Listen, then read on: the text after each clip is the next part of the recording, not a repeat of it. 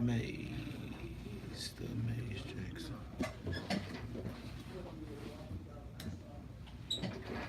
Take a moment, share the broadcast, share the broadcast.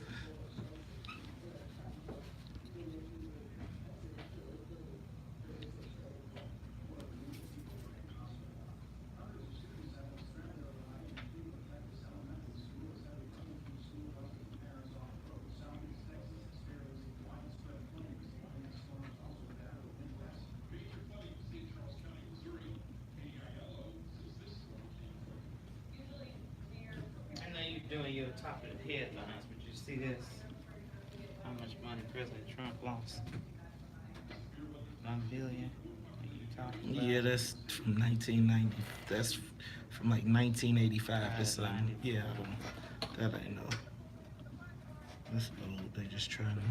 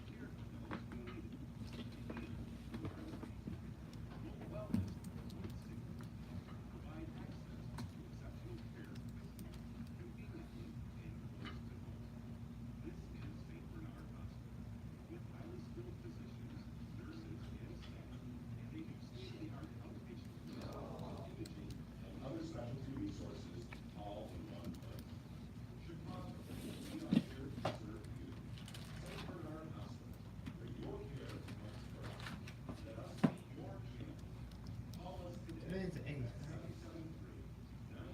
Yep.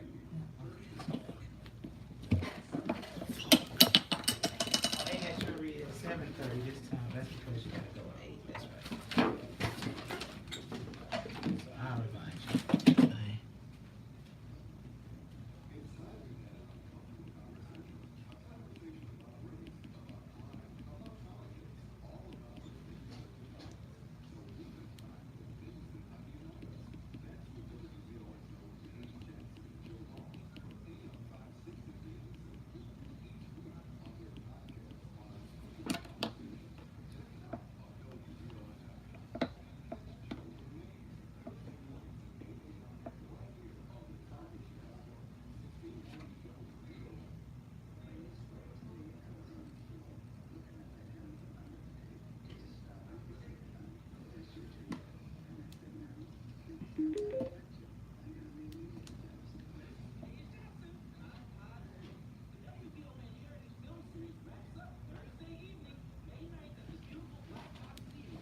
Sorry, y'all. I want to give you my ball head.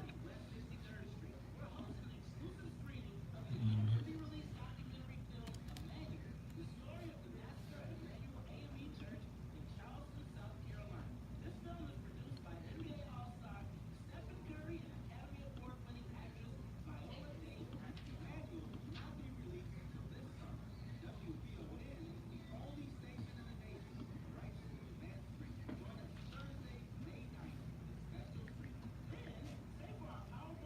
Take a moment, share the broadcast.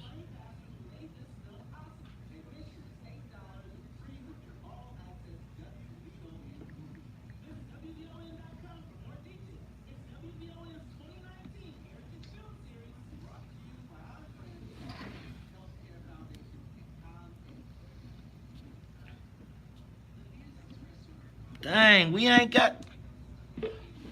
Midway Broadcasting Corporation or participating sponsors. Did you know you can reduce your risk of breast? You had me thinking we was going. Take a moment, share the broadcast.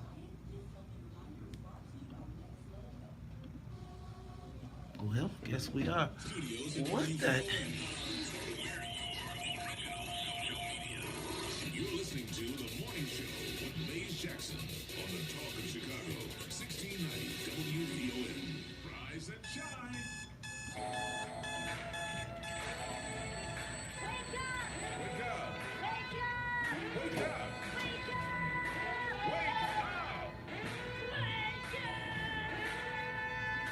Rise and shine with the WVON Morning Show. Wake up, wake up, wake up. Featuring Maze Jackson. Do you understand the words that are coming out of my mouth? The WVON Morning Show. Wake up!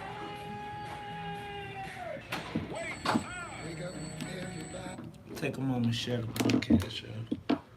Share the broadcast.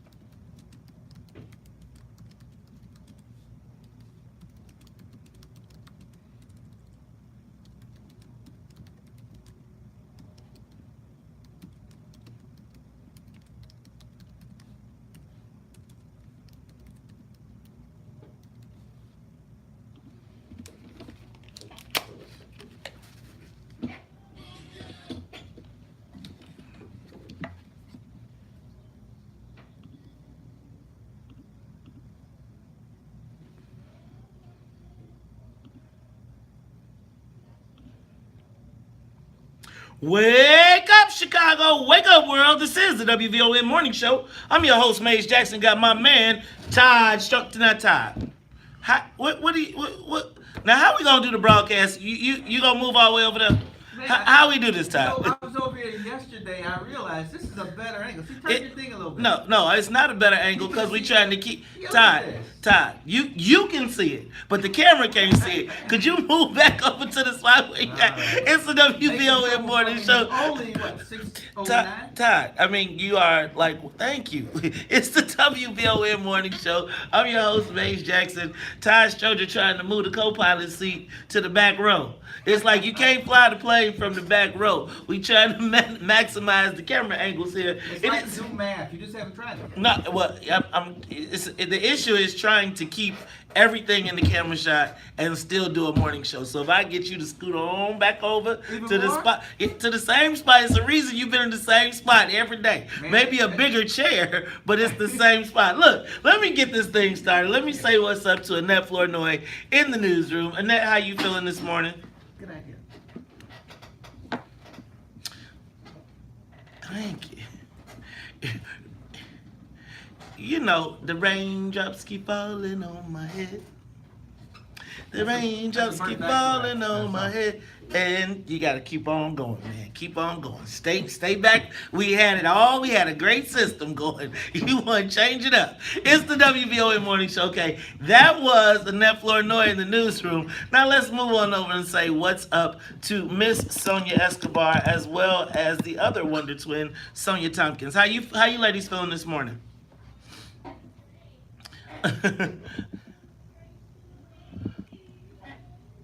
Well, I'm glad that you all are. I'm a little crabby this morning. You know, I like things to be, I like things in order. And it just, you know what, it's just, I haven't been able to get myself just right. But it's all right. We're going to get this thing cracking. So we got everybody locked and loaded. Let's get this soul plane up to 50,000 feet. Miss Sonia Escobar. And I'm going to start running through some of these headlines because it seems like there's so much going on. First of all, yesterday, Todd, we talked about in our promo. Did you see the Snapchat from the kids in South Carolina that basically said they released a Snapchat that said, we hang ninjas for free. Ninjas for free. Oh, yeah. And so I am one. You throwing me off today. I'm trying to wake you up. I know you're tired. You know what? So I want to tell you, we got to get a hold of these white kids, man. These white kids, if I feel like we are letting them get too far away from the ranch, and they are starting to think that too much is acceptable. This is the kind of humor you get when you are separated from groups. This all has to do with segregation. It has to do with segregation. Explain. They have no feel for you. So, making jokes about you and crazy jokes it's acceptable because you're not really part of them. So how do you then justify something that happened like at Homewood Flossmoor, where 70% of the population is black, and they still were running around, the white kids were running around in whiteface? I'm guessing, and I don't live in Homewood Flossmoor, so I don't really know, but I'm guessing that there is a white neighborhood and then there's a black neighborhood. Same thing. It's like when I went to school. Like I told you, we all sat at lunch tables, and everybody who was from the South and the West sat together, and everybody from Beverly sat together, the North sat together.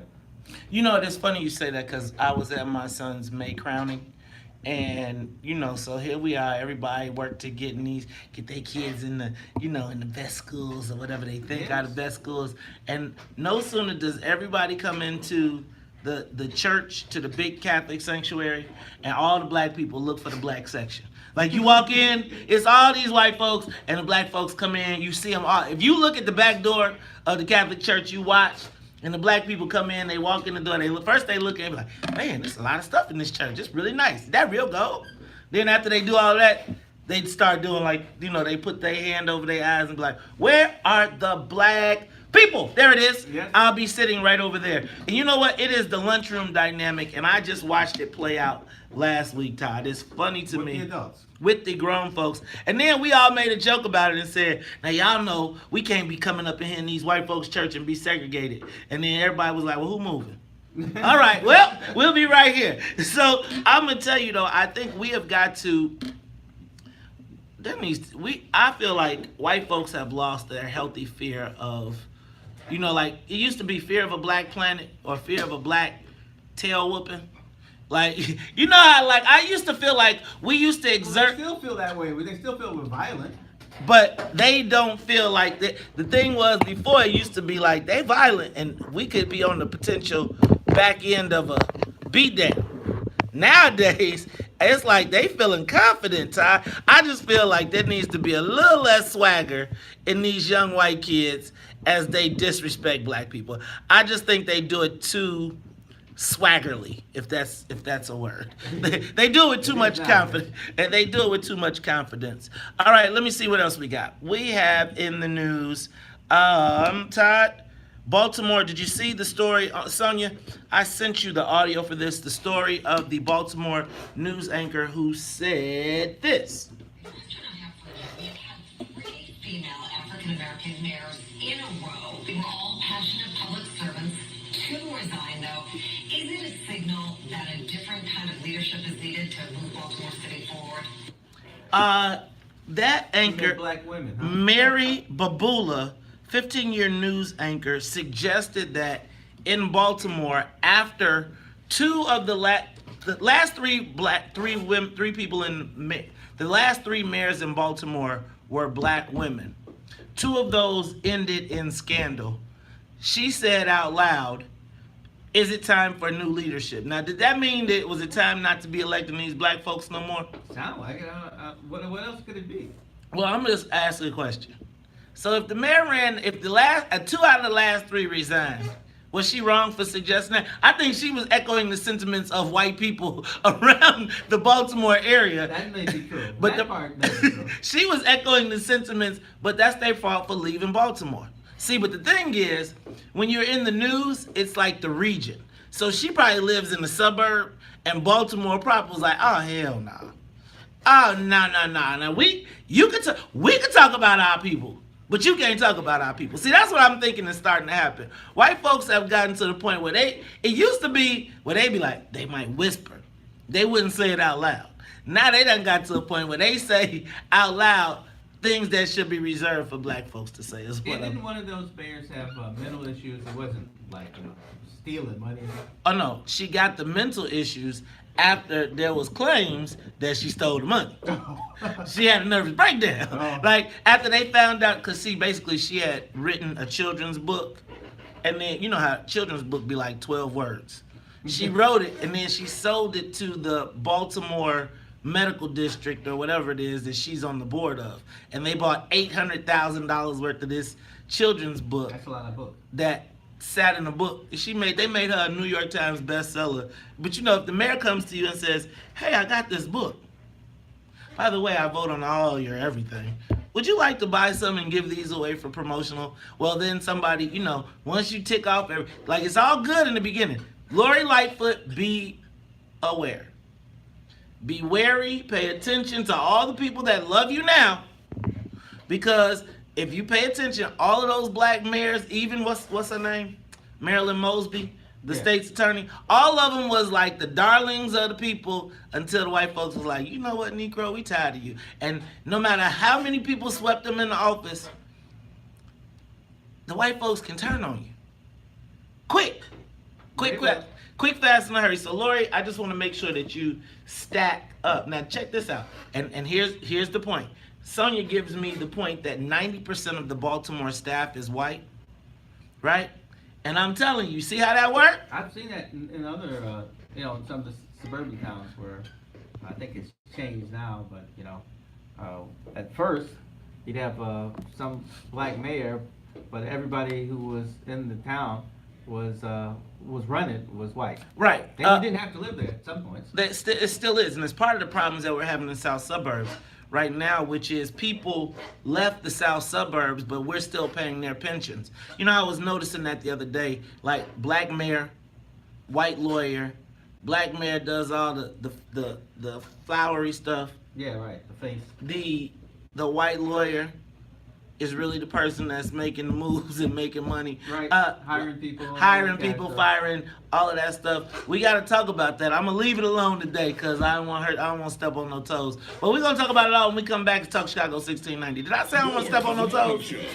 I always step on toes. Yeah, it's to me. The system is set up where we keep electing all these people, but the white law firms and the white. So basically, we left and we got the titles, but the white folks that was there before got all of the money. They rape, robbed, and pillaged the town's coffers. So like when you see all these towns struggling under these pension debts, that's the pension debts for the white people who lived there and worked there years before they got there. The black people ain't getting no debt. Yeah, right. They leave and they sweeten their pensions and do everything they can, and then you gotta pay for it.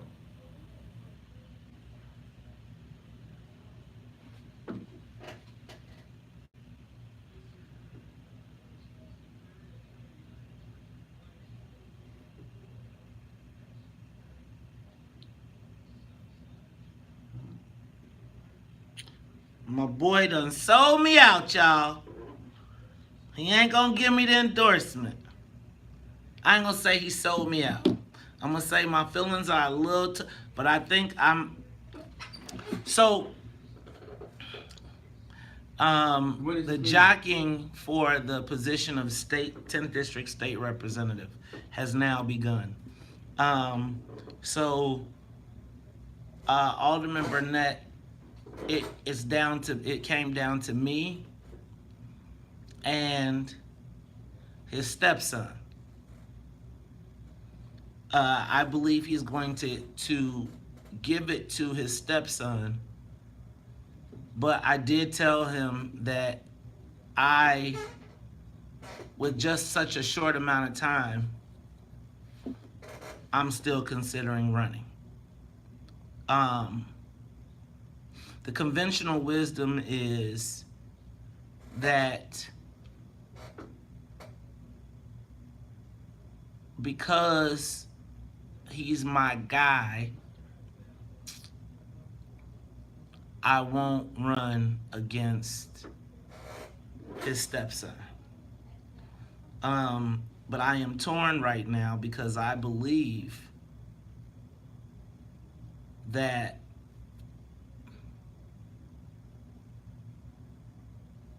I could be tremendously impactful in Springfield. Now, do I think that initially I would get a lot back? I think they probably try and choke me out and probably try and remap me out of the district because the remap is coming up, which is really crazy because I just was quoted in Chicago Magazine saying that I would support the speaker over an independent commission to do the remap because I feel like the independent commission would be fair and try and get rid of black districts and wards. So right now, I'm in a quandary because my guy who I've been loyal to all my political career didn't pick me. But I feel like I could beat whoever's in the race. And if I win, then he gonna have to work with me. I'm torn. Bridges weren't meant to be burned. Huh? Bridges weren't meant to be burned, they were meant to be crossed. Right. So do we have to burn the bridge? Do I have to burn the bridge to run? Yes.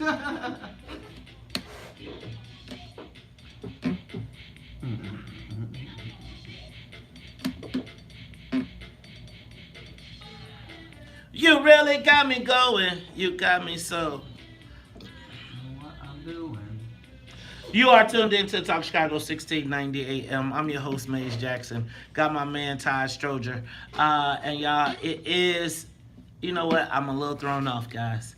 I just saw the headline in the Daily Line, and with Melissa Conyers Irvin set to step to become treasurer, my good friend Alderman Walter Burnett is set to back his stepson as the replacement, leaving me with the quandary of, do I run for the 10th District State Representative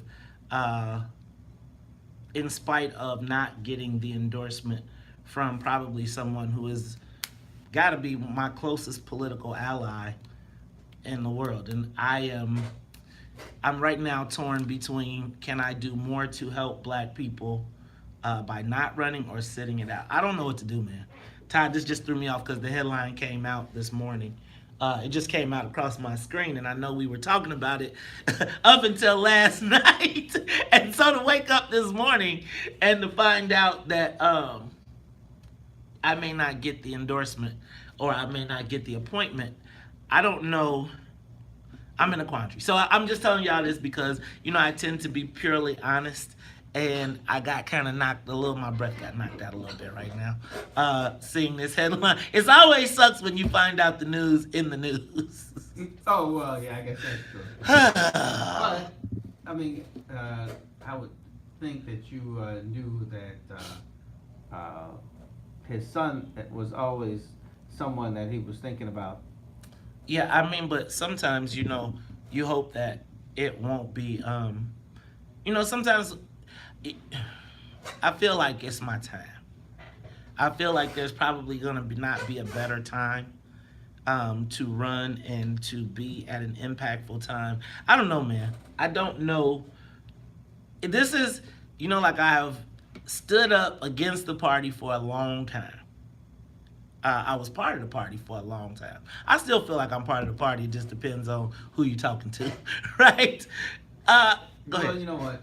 There's always been the regulars and the independents. I know, but I hate the independents because the independents are the progressives. I understand that. My point was that there's always different groups inside your party. You don't have to be part of the big group.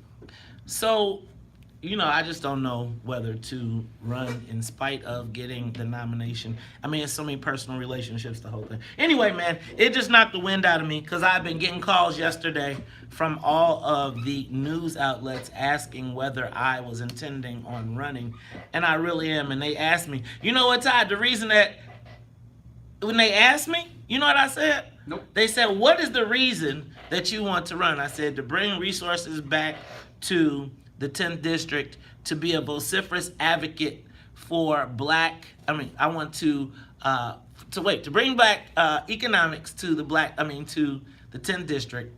I said that I wanted to also be an advocate and get an answer to what's in it for the black people in Springfield.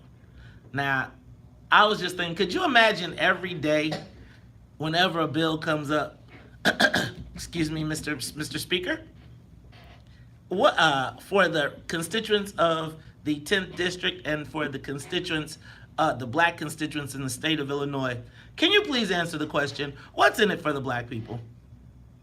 I'm telling you, every time I asked that question, by the time I got through after the first session, I bet you the white people would be like, and for the representative from the 10th district, what's in it for the black people is, I just think that, Todd, I feel like there needs to be somebody that is just unquestionably, they ain't worried about nothing else but black self-interest down there.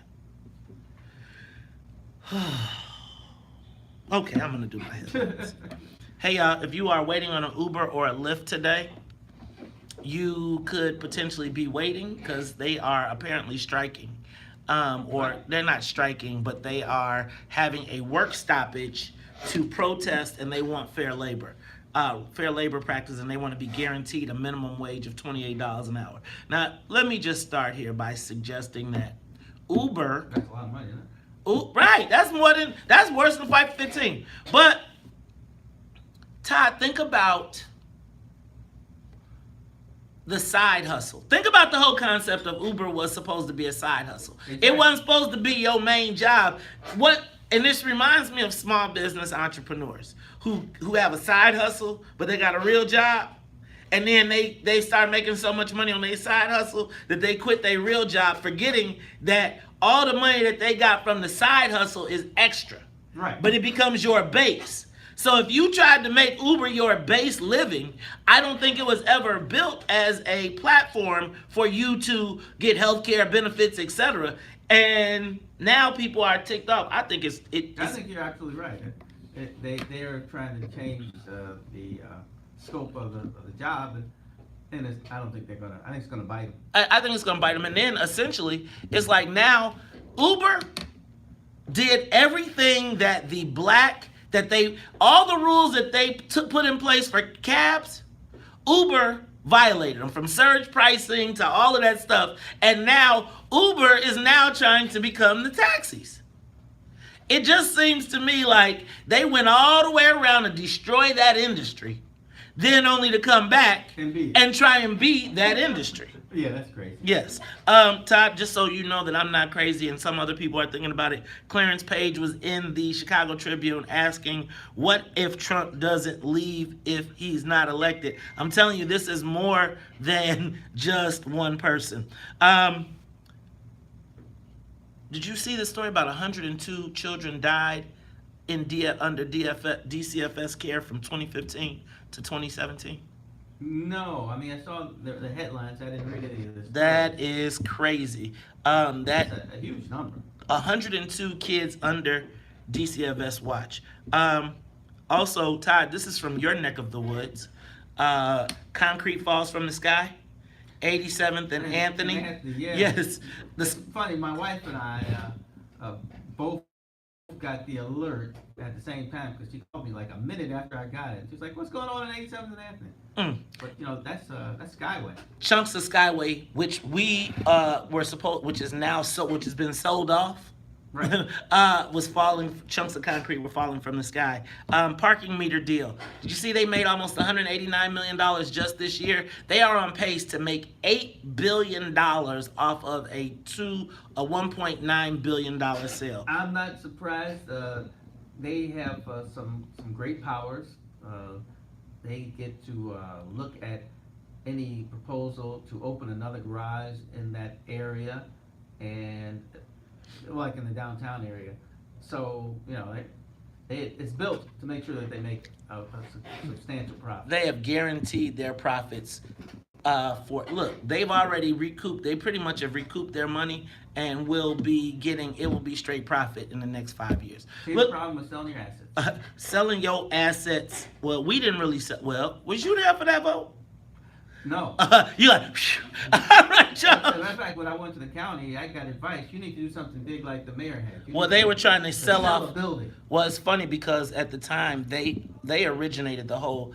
Somebody from Chicago originated the whole concept of selling municipal assets and just retired a filthy, filthy, filthy rich man as we all suffer from that great idea. Look out, Sandra Bland, new tape came out from her perspective. We'll talk about it more when we come back, plus the social media question of the day.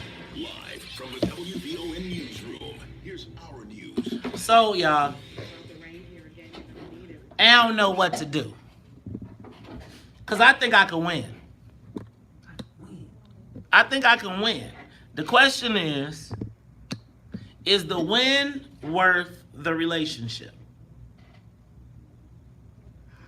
Because then I would have to be fighting against the people that I would be relying on. But I think the challenge is a lot of those people have known me since I first came into politics too. So while they'd have to fight, they wouldn't be soldiers. They wouldn't be murdered. It's hard to go to war with your countrymen, right? Against your country. Right. It would be like a civil war. Right. Right? And so all of those people that I've been able to help, give jobs, do all the stuff, now have to make a decision, will they try and hurt me? I don't know, man. It's like, I don't know. But it hurt to see it come in the paper. How about that one? We were just talking about this.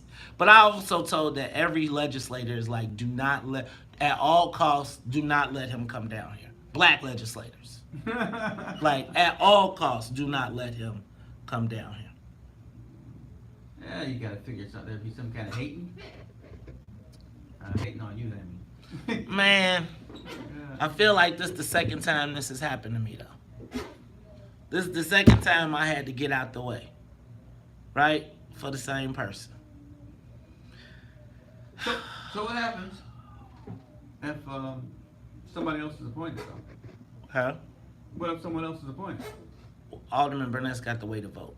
Go done. He got the way to vote. Oh. He got the way to vote, like, hands down. Like, when you look at the math, Jason has the second way to vote, but Alderman Burnett is far and away above and pretty much has the ability to appoint by himself.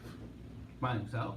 I mean, he needs, like, Emma or Mike. He needs Emma and Mike Scott. One more person. Yeah, and he got all of them. I mean, you think about it, Jason been going to war with Mike Scott, so Mike Scott ain't gonna go with Jason. No, I didn't know that. And Jason, I don't know if he has anybody necessarily for the race. So here's the thing: I feel like the field will never be I'll never be in a better position for the field. Now, my thing was you could have gave me the appointment and not have to spend no money, right? Cause if we knocking, we knocking. I mean, it'll be a race, but do we want to put our resources? Cause then what will happen is all of the West Side elected officials will pile in to try and work against me, and then the problem will come when Madigan tries to hurt me to help him. And at that point, then I feel like it would become open warfare. Cause if he goes negative, right, then it becomes a straight bloody battle. I'm not doing the Ken Duncan. I'm not gonna sit flat-footed. Oh! My feelings are hurt right now. I can't even lie. And it's like, I hate when things come across the screen when I'm on air because I have to try and be unflappable. Are we back? Or process. No. I gotta go get some coffee. Y'all could talk to Todd. Go ahead, Todd. You got the juice. Politics. Hey, you're in politics, you're gonna get your feelings hurt at some point. Someone's gonna do something that you don't expect. It happens all the time. Especially people with power, because they got the ability to move things, but they also have more than one person that are their allies. So there's always hard choices to be made.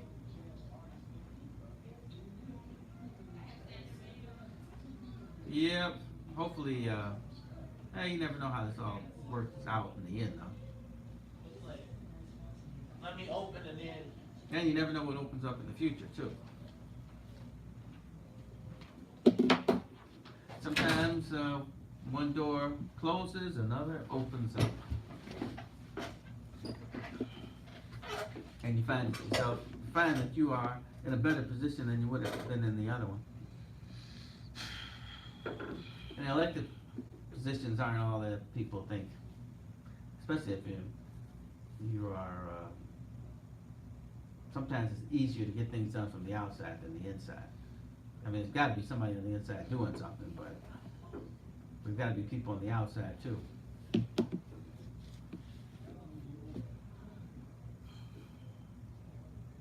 Be part of the team, and you'll get something from somewhere else through the team, because the team gets stronger.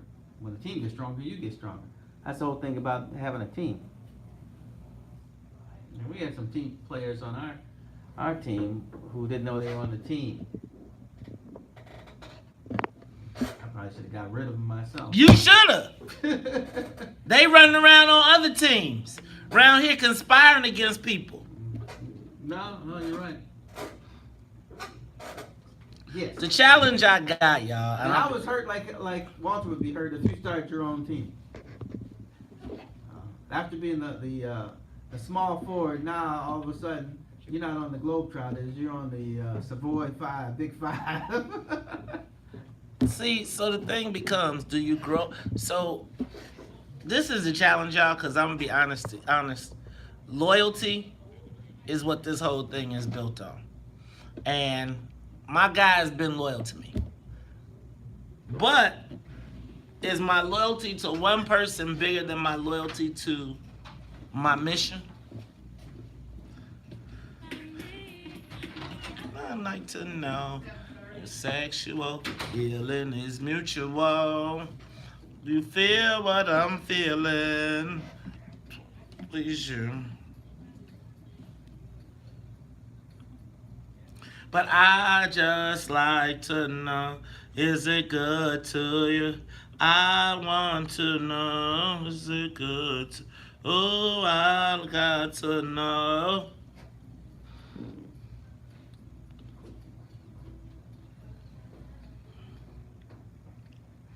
You are tuned in to Talk Chicago 1690 AM. I'm your host, Maze Jackson. Got my man Todd Stroger. And Todd, you know what?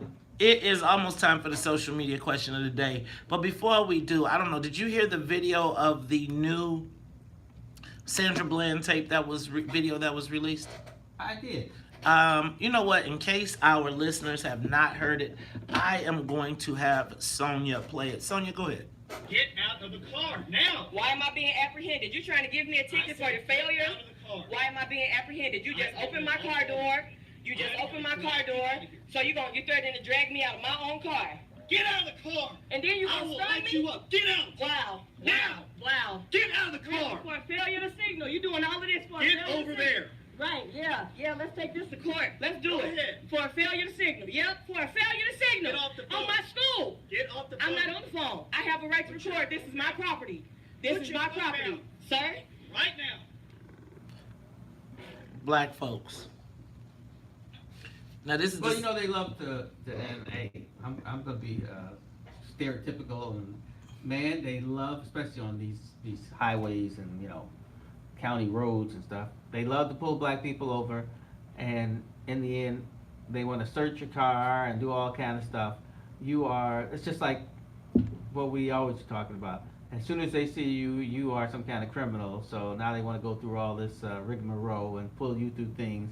While you're like, man, why are you bothering me? I'm just a citizen. No, you're not. Not, no, you're not. You's just a negra. That's what you are, a negra. And around these parts, we don't talk. We don't tolerate y'all sassing us back. You know, back in the day, I'd have had you strung up. They had strung you up and took you outside and whooped you, and then passed you around to some of my buddies. You know what that movie is? What movie is that? That's from In the Heat of the Night. Is it? Yeah, that's what he tells Mr. Tibbs, the white guy who kind of like runs the town because he owns the business. Says, back in my day, I could have had you hung or something like that. Because Tibbs didn't take any crap from him. Oh, well, see. He slapped Tibbs and Tibbs slapped him back. That's what happened. He slapped Tibbs and Tibbs slapped him back. See, y'all, what's the... And mind you, he got to walk away, get left, they let him resign. I bet you he's working somewhere as another police officer. Oh, yeah, he's in some other district. He's in another It just seems to me that there is, we talk about no justice, no peace. There's no justice, and he got peace. You know, we got to figure out what the consequences is. I feel like there should be there should be a scarlet letter on this cop, and wherever his name pops up, name, Social Security, you see it go up in the payroll, it should just be people that show up and be like, no. And you go somewhere and it should be no. I mean, I really think people need to be a little bit more uncomfortable with the disrespect of black people, especially the murder. Think about all the people that we have seen that have murdered black people. We've witnessed it, seen it on tape. They all walking around. Oh, did I tell you what Oakland has done? No, what? I heard this, I think last week. So in Oakland, I think I may have my numbers a little skewed, but they had like 8 shootings for black people, of course, by police in a year, and then they decided to change some of the policy, the general orders. Mm-hmm. So what they did was they decided that if you were chasing a suspect and they ran in the yard or something of that nature, you did not pursue. You called for backup. You waited till backup came, and then all of you would go in and apprehend the person. And after that, they had 8 shootings in 8 years. So. Well, see, the problem is we don't want to do that because our police like shooting people. It's like that's the presumption that you don't want to kill people. Like, remember, we have photos of people with deer antlers with their tongue hung out, and they got sport rifles on black kids, black young people. So it would depend on if you just don't want to kill people. But if you have taken it as a sport time, then maybe that. Well, the theory is to de-escalate the situation by that break. Because when you're running and somebody's running away from you, you're always like, man, I'm gonna get that guy. Play that back again. I want y'all to hear this de-escalate. Who was de-escalating? Go ahead, Sonya. Get out of the car now. Why am I being apprehended? You trying to give me a ticket for... Girls, you sassing me? Why am I being apprehended? You just opened my car door. You just Listen, opened my car Negra. door. So you're threatening to drag me out of my Yes, car? Negra. Get out of the car. Negra. I will light you up. Get out. Wow. Now. Wow. Get out of the car. For a failure to signal. You doing all of this for a Get failure over to there. Right, yeah, let's take this to court. Let's do Go it. ahead. For a failure to signal. Yep, for a failure to signal. Get off the phone. On my school. Get off the phone. I'm not on the phone. I have a right to record. This is my property. This is my property. Sir? Right now. That, my friends, is an example of recognizing that you are guilty until proven innocent, and you as a black person, when pulled over by the police, have limited rights. Well, that's you will not question my authority. That's you. Negra, I will whoop you. Well, basically, you will suffer for questioning my authority. Did you sass me, girl? Negra, you better get my belt before I'll have you strung up and whooped. You taken outside, Negra, calling me, asking me questions. I'm just telling y'all, it's crazy. All right, you know what, Todd? I got to move on. Yesterday, I asked this same question, and never got an answer, which made me think of the phrase, if you can't see it, you can't be it. Yes. So I'll ask again. And this time, y'all, I don't want to know what's wrong, not why not, but what. What does black success look like in Illinois? I'd argue by the answers or non-answers yesterday that black people don't even know what success is, don't know what their concept of success is. Black success in Illinois, and then I want you to compare it to really what success, and I ain't talking Afrocentric, I'm not talking about being we in touch with the ancestors. I'm not tripping on that. No disrespect. But I am talking about black success. And I'm not suggesting that you can't be in tune with your heritage. But when I'm talking about black success, I'm talking about what does it look like? Does it look like the ownership of property? Does it look like the ownership? Like I hear people say all the time, man, as soon as I make 6 figures, my life is gonna change. 6 figures, $100,000? That's not success. It's not. It's like it's like getting, to me, it's like getting the job at McDonald's. And it's like the starting point. Like I think so many people I hear talk about and they say, man, as soon as I make 6 figures, I'm gonna be all good. I think if you put $250,000 in front of most black people, like the average black citizen, they would say, if they made $250,000 a year, they would consider themselves successful. Well, you know what that is it's the what you're trying to do in life. I guess the first thing is you're trying to take stress off yourself, and there's a certain point where you can make a certain amount if you're not spending too much, where your stress is relieved, you know, except for the stress of having children, but you don't have that monetary thing weighing on you. Okay, so I could, that is true, because I'm going to tell you, when you got a bill and you ain't got the money to pay for it, that sucker will keep you awake all night. It'd be like, I'm trying to sleep. Yeah, but you know, they're going to call you tomorrow at 7:30 in the morning. But you know what, I used to think success was, I could pick up my phone without looking to see who called, right? I really felt like I'm going to tell you, my first acknowledgement of success was when my phone would ring and I didn't check to see who it was before I answered. I just pick it up. Right. It'd be like, because you know, you used to be like, who that is? Nah, I don't know about that one. Because you know, it could be the bill collector. Look, y'all, it's the Talk Chicago 1690. When we come back, give us a call, 312-374-8130. What does black success look like in Illinois? It's the social media question of the day. More of the morning show.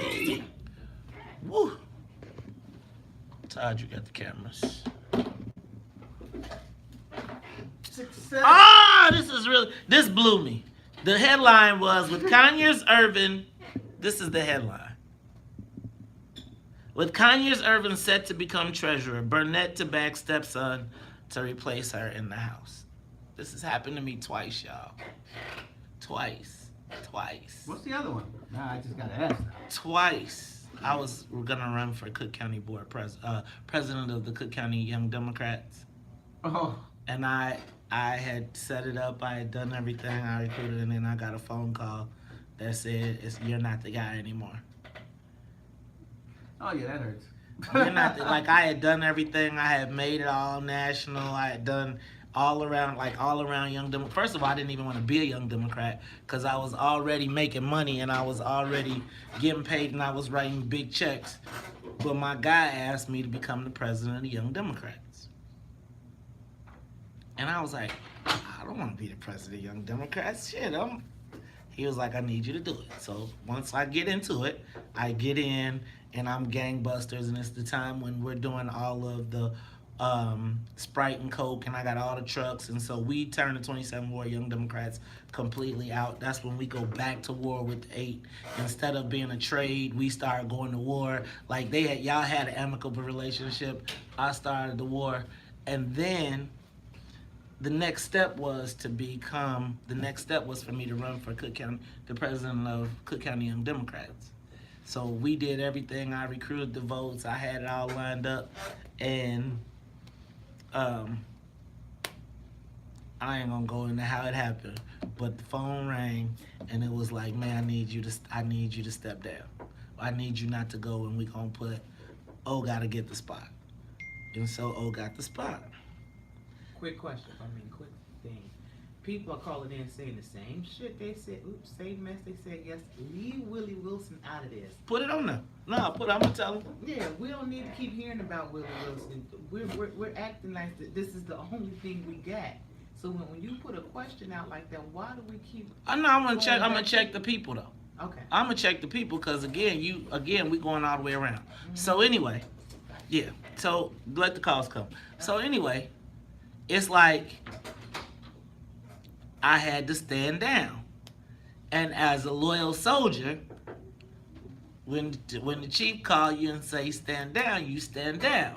Right. Now, the difference is because of what happened with Ken Duncan. Mr. White don't really want me around. Me and my guy still me and my guy. And he always looks, but I'm not every day, I'm not in the organization like that. Like I'm from the organization, but I'm not in the organization because Mr. White be mad about the whole Ken Duncan thing. And you know, he just go off. And I don't, so my thing is I'm loyal to my guy, but I'm not loyal to the whole infrastructure. Right? I ain't loyal to, if Madigan called, I ain't finna be like, yo, Madigan called and we gotta be scared. I'm gonna be like, what does that mean for us? So I always say I come from Alderman Burnett. I come from Alderman, like a lot of people say they come from Jesse White, or they come from, I say I come from Alderman Burnett, and that's where my loyalty lies. But, it's like, man, bro, this is one of them things where I could raise the money, and quiet as it's kept, everybody would be compromised. Everybody would be compromised. And it's like, I gotta, and I hate to be the dude that be like,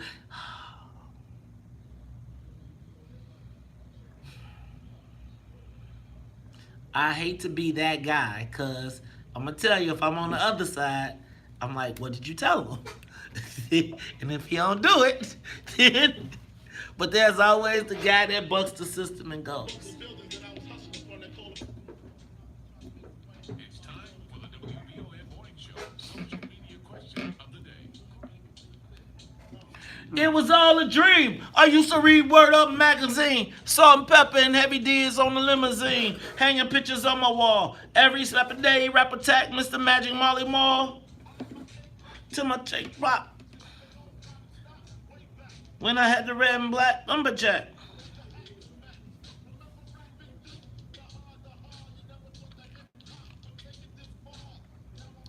No, Linda, I'm not going there. I'm saying that there's a lot of factors that go into picking a spot.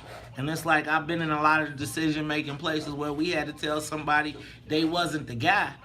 And they had to get over it and not be personal. I'm trying to get out of my own way, but I know I can win. That's the difference. Now you know, nigga. You are tuned in to Talk Chicago 1690 AM. I'm your host, Maze Jackson. Got my man, Todd Stroger. Todd, I'm feeling some kind of way, man. I just saw the headlines, man. My man is going to not support me for state rep in the 10th district. So I'm feeling some kind of way. Well, you're supposed to be disappointed. Man, I've been disappointed a lot in my life. Yeah, Todd, but see, my thing is that, like, I've tried to build myself around not getting those Todd disappointments. See, I feel like I could win. Like, wait a minute, don't be giving them no names now. I feel like I could win, Todd. Todd, I feel like I could win. That's what they said about boxing against Mike Tyson. Man, you saw how that worked out, right? Good Lord. Loyalty versus your personal desires, man. Woo! All right, let's go to the phone lines. What does black success look like in Illinois? Let's go to Karen. Karen, you're on Talk Chicago 1690. Good morning, beautiful listening queen. Good morning, sis. Success is living on the side of the road in the tents, just having your time, your moment. Success looks like Minister Farrakhan. Success is anybody that know that they only own their moment. That's what success is for black people. So those that come out the system that don't have to answer to the times of a corporation or other people, That's success for black people. Another thing, success for a black woman is when you have your natural hair, your natural eyelashes, your natural boobs, your natural butt, all that. Being who you are is the most successful thing you can ever do in this world. I'm successful. Love you. All right, that's Karen. Let's go to Cedric. Cedric, you're on Talk Chicago 1690. Good morning, man. Good morning, Taz. How you guys doing? All right. Excellent. Hey, I'm gonna quote from the Bible of Jay-Z. Jay-Z said, and I quote, "We measure success by how many people successful next to you. Yes. Here we say you broke if everybody else broke except for you." That line right there meant a lot because success to me, especially amongst black people now, has to change to how many people around you can you put on.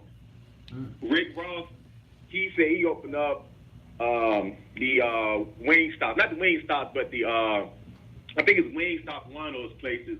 And he said he bought franchises, and the friends that he had, he made them work there so they won't continue to ask him for money. He put people on. We have to change the narrative, whereas how many people can we pull up and how many people can we put on to success as well? I mean, anybody can make money, as clearly we can see.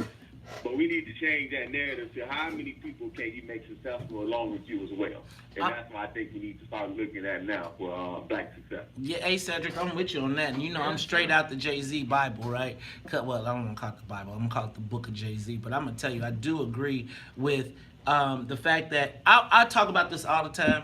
I get so tired of doing deals or doing things, and the only person who can enjoy it with me is my wife. Not that me and my wife can, but you want your boys to come with you. Like, it's no fun to be on the private jet and it's you and you can't even kick it with your guys. Right. It just seems to me like, what is our idea of success? Let's go to Eddie. Eddie on the Talk Chicago 1690. Yo, what's up, Don? What's up, bro? How you feeling? Hey, man, on the real success is having your goals, reaching your goals, and having your visions realized, whatever they are. When you have reached your destination, you are successful. I think the problem with us is that we measure our success by what white people's success is, and I think that's where we go wrong. There's nothing wrong with wanting to be rich. There's nothing wrong with wanting to own corporations or what have you, and you can do that if you want to. But first of all, everybody's not going to be an owner. Most people just want to be comfortable and get through life. And that's what's so crazy about the government and the greedy is because if they just gave the people that, they could steal the farm and nobody would care. But they're so greedy, they don't even want people to be able to have the day-to-day. So I've made over $250,000. I agree, it's not a lot of money, but you know what? It's not how much you make, it's what you do with it. Because you could make $40,000 and be in a better financial shape than so. Then look what happened to Allen Iverson. So it's not about the paper, it's what your vision and goal is and reaching your goals. And when you have finally been satisfied, then I guess you're successful. Like for me, and it sounds like with you and people that are driven, we're not successful because there's always other things we want to accomplish in this world. But Thanks, Eddie. I got to go to traffic, news, and the weather, but let me just say this real quick. I think that you even have to have a goal. And I think that part of getting to success is goal setting. Are we even setting goals? What do those goals look like? Look, it's Talk Chicago 1690. When we come back, Kim Kardashian has quietly helped over 17 prisoners get freed in the last 19 days. And guess what, y'all? Now she's turning it into a reality show. We'll be back after traffic and the weather to discuss it all. It's Talk Chicago. The Talk of Chicago and the voice of the nation. 1690 WVON. Smart. Chicago. You got it right. You got it. They can make they can take a nickel and make it into $10. Man. Shoot. It's good to be famous. That's what actually that's what I want to be. That's why I want to be famous. Donald Trump said that he was famous. He wasn't the richest guy, but he sure was famous. Everybody knew who he was. I made that chick famous. He could go to a restaurant and people let him in just because he's Donald Trump. Call a golf course and they want you to golf there because you're Donald Trump. I can get it. Fame can bring you a lot. And fame, well, as we can see with the Kardashians, will bring you a lot of money. My daughter and I were just talking about this yesterday because we were talking about how much money they actually make and who's who in that family. And she was like, So they say Chloe only is worth, I think it was like 35 million. They're like, oh, that's it, huh? Well, 35 million is an awful lot of money. Shoot, 35 million, you are wealthy. You don't have to work. Your children don't have to work for sure. And if you don't spend it all on frivolous things, your grandchildren don't have to work. But she was comparing her to the youngest, or I guess she's the youngest, who's almost worth $1 billion now. I'm like, man, that's a ton of cheddar. So, but hey, I remember a banker telling me if you had something, I don't know, I think it wasn't a big number compared to what rich people have nowadays. But I think he said if you had like $1 million, excuse me, maybe a little more than $1 million, that you were in that rich category. And I'm amazed. You got to have some kind of goal. You need something that you want to reach for. That's what success is. This is what I wanted. This is what I made. I'm a happy man. Man, I'm still hurt, y'all. And what's even crazier is my dude said, I know you can win the seat. Like, he knows I can win it. Like, he was like, I know you can win it. Whoa.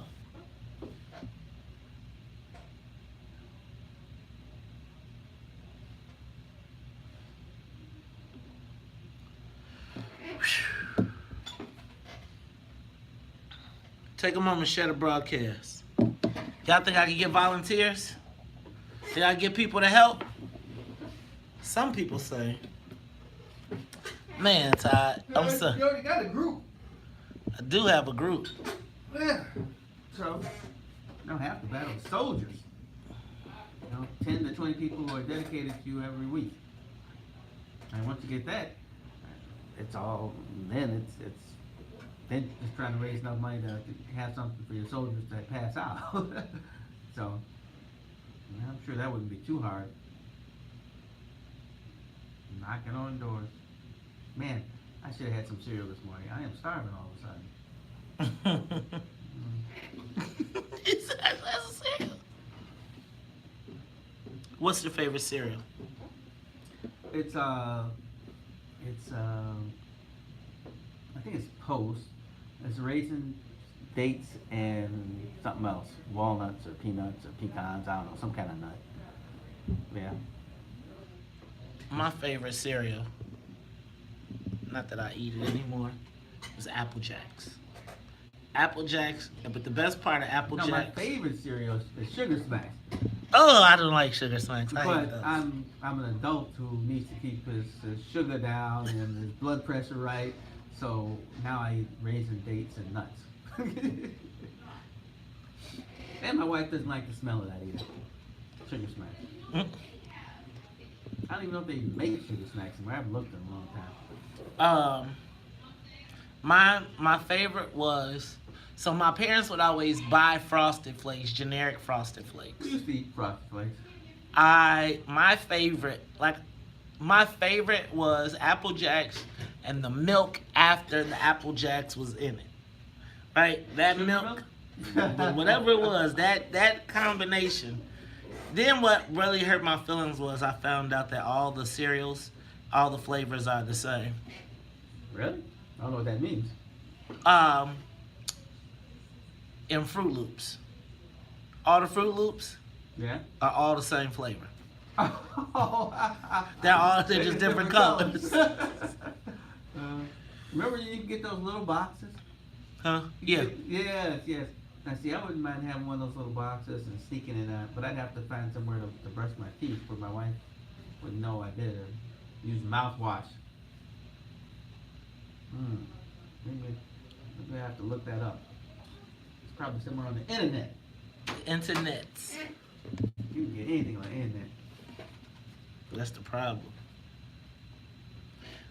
Alonzo, I'm not talking. I'll be honest with you, Alonzo. Willie Wilson can't help me with my situation.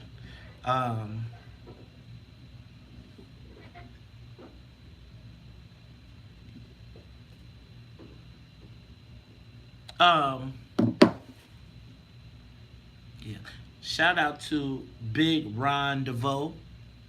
Shout out to Big Ron DeVoe.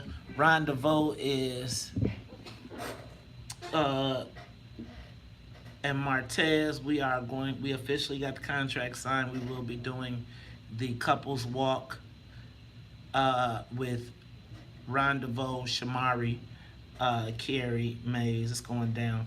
But y'all, I don't know. Clifton said, "Be real, run, fool."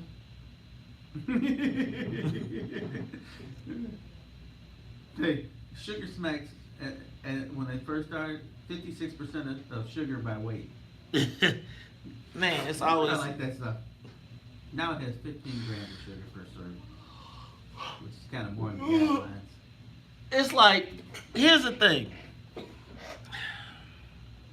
The thing is, they are already lining up to be able to try and tell a terrible story. So like yesterday I got a call from Shia Kapos at Politico, and she says, "Is it true you're considering a run for the 10th district?" I said, "Yes." And she said, "How would you like to be listed?" And I said, "Chairman of What's in It for the Black People PAC, morning show, and whatever." And she said, "I'm also going to list that you supported Bruce Rauner." And I was like, "Well, if that's the case, you consulted Bruce Rauner." I was like, "If that's the case, could you also say that I consulted Rod Blagojevich, that I consulted Pat Quinn, that I consulted and Bruce Rauner, and quite frankly, I consulted J.B. Pritzker." It's like every person that's been governor in my life since I came to politics has in one way, shape, or form asked me for my opinion, advice, or how to handle a situation. Even when you think about J.B. Pritzker, when he had his black issue, the first place he came to talk about it directly was where? Mays Jackson's podcast. But it's funny because what you see right now is they're already trying to shape the narrative and define me as, like they did Ken Duncan. And so they trying to be like, trying to figure out all the negative that they could tell. And I'm just...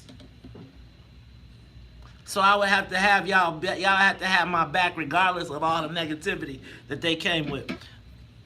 Famous to know you better than your own kid.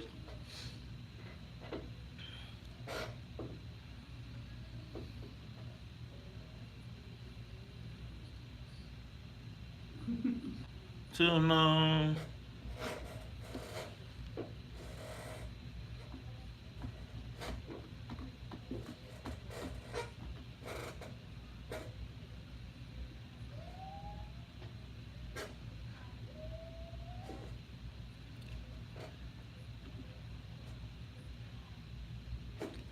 You are tuned into Talk Chicago 1690 AM. I'm your host, Mays Jackson. Got my man, Ty Stroger. But y'all know how we do at the top of the hour. Got to say what's up to the WVON Morning Show team. What's up to Annette Flournoy in the newsroom, as well as the Wonder Twins, Sonia Escobar and Sonia Tompkins. You playing that song, I Made That Chick Famous by Kanye West.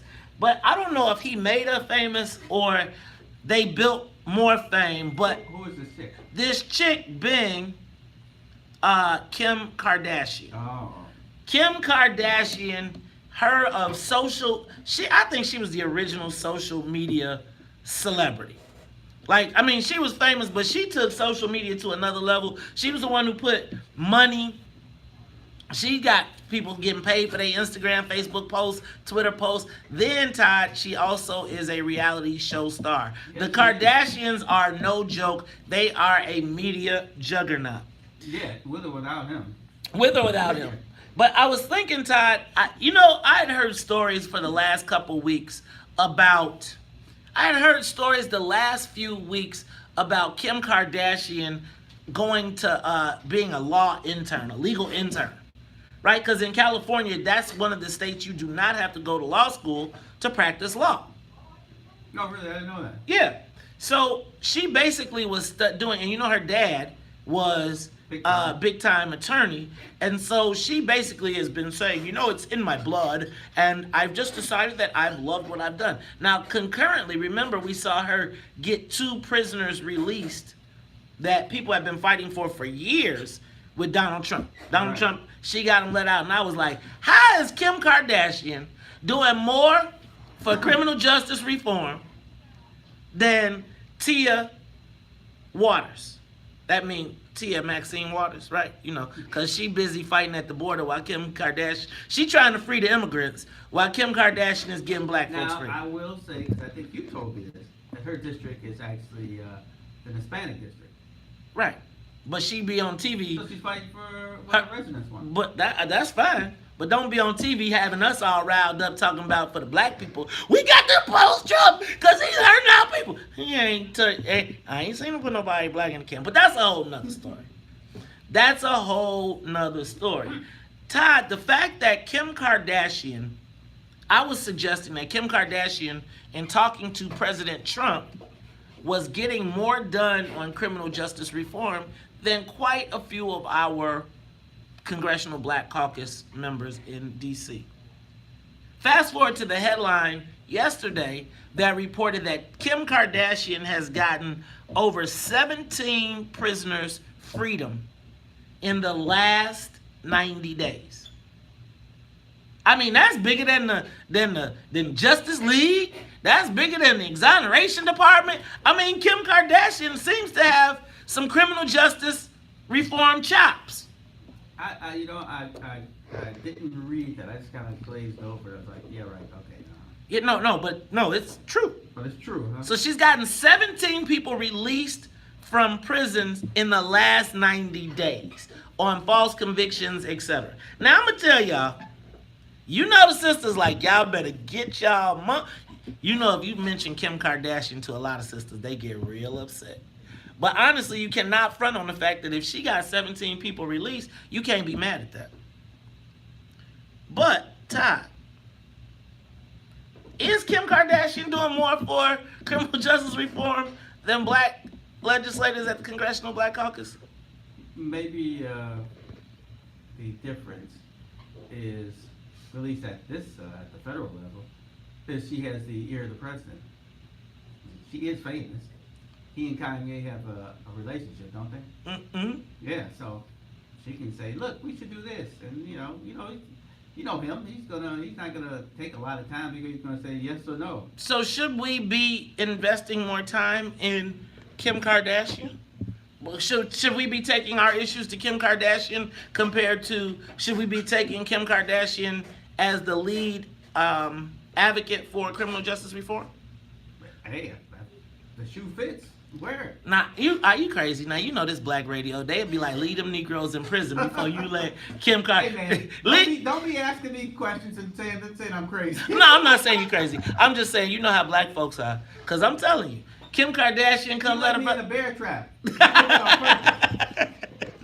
But Kim Kardashian, because y'all know, real talk, people are mad at Kim Kardashian. So I was wondering what was behind all this. But then, as I always say, what do I say about the pain and suffering of black people?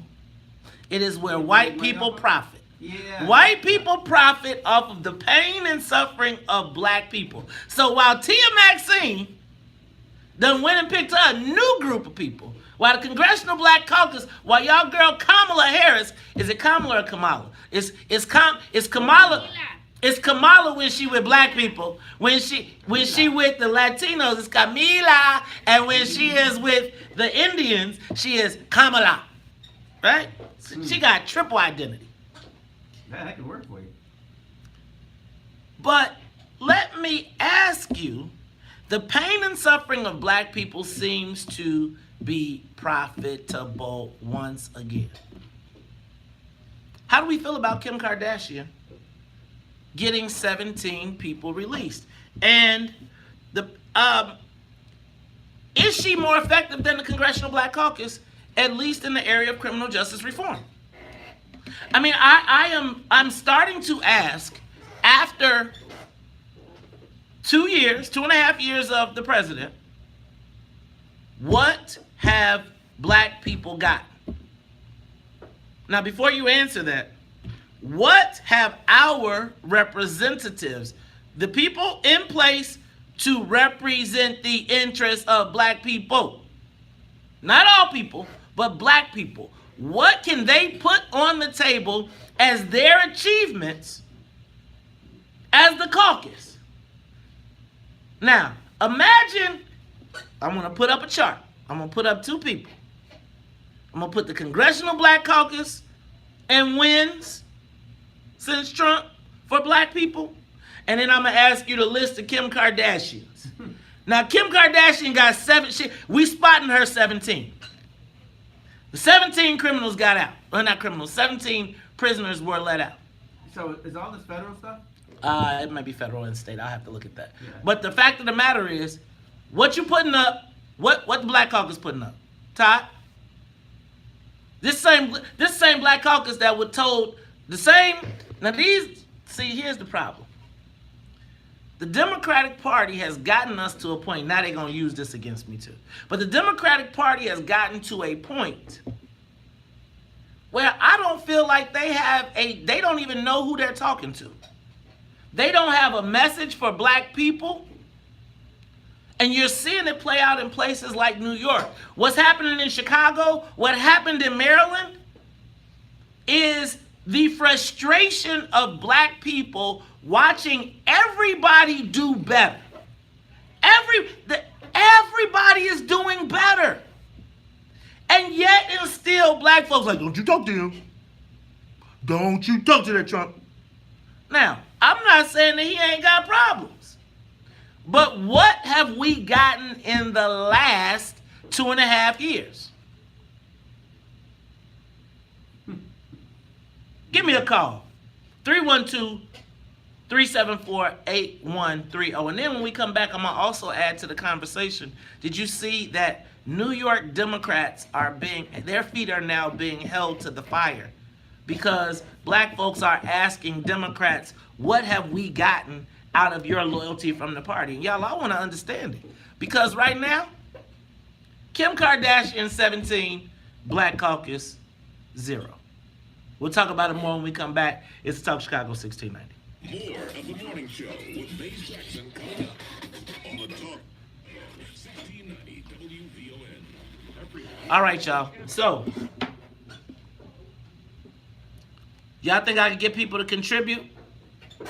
Would you all donate $50 to my campaign? Todd, would you donate to my campaign? What? See, Todd, I gotta stick with the team, man. He wouldn't even donate to my campaign. That's a tough man.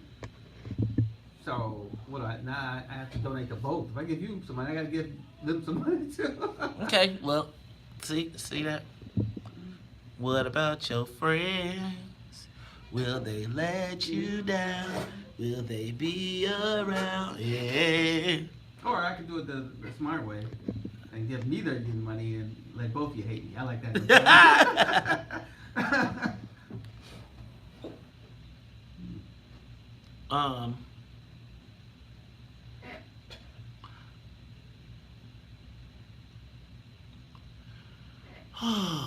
Y'all, I'm gonna tell y'all. This is tough. This is really a tough one. I'm not going to even lie, because I know I can win. It's like I talked myself out of running for mayor. I really did talk myself out of running for mayor, and Lori Lightfoot won. Now, I ain't tripping on Lori Lightfoot, but I'm saying, damn. And we had a long talk yesterday, too.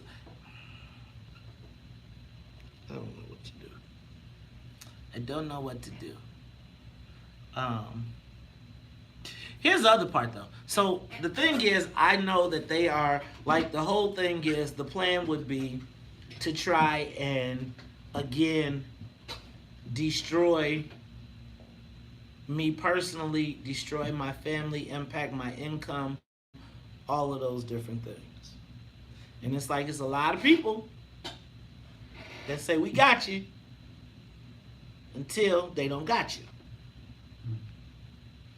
And having been through a full-on onslaught of having everybody work against you, and make no mistake about it, all the black elected officials would be working against me, right?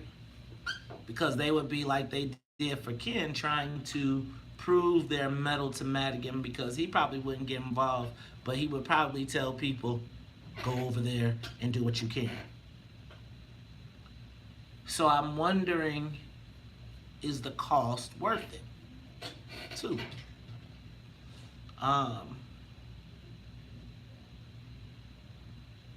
And would I do a disservice to my people because they would not allow me to pass anything or bring resources back because they would be spending their time? And the other part is, I'm sure that the speaker would then, at the remap process, turn that into a white district, right? Because Brendan Riley right now doesn't have a black district. Have his own state rep. And he shares his with a bunch of different people. What I could see happening is them drawing that map into a white map and pushing everybody else west. They're not going to touch art. So the premise would be, but then I would have 4 years to raise holy fucking hell. Because if they change my map, then I'd just be going ape shit down in Springfield. And I'd be trying to bring back everything I possibly could.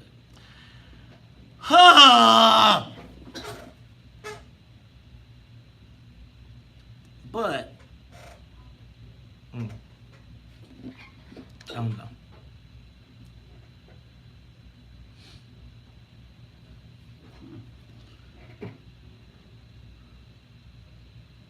Tamiko, I hear you. Are we or are we not? I'm going to make a decision, but I got factors I got to take into consideration.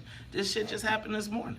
Not tripping, but I just saw the headline, right? I've been contemplating going back and forth.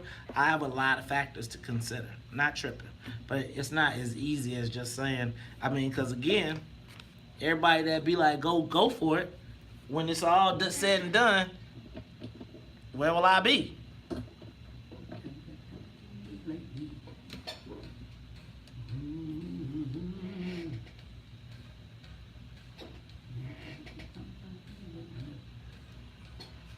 Wilson, I don't really care about how I sound to you, bro. It's like I'm a warrior every damn day. Been a warrior every damn day. I fight every day when you sleep. It's like to walk outside and be Maze Jackson is a lot of pressure. No shade. Like it is. So don't come with that bullshit. You don't sound like no warrior. Please. I hear you, Maze. Thank you, Todd. People tell you that they don't see you swinging a sword every day, then that you're not doing nothing. Right. And I swing a sword. There's a lot of work that happens without the sword swinging. Right.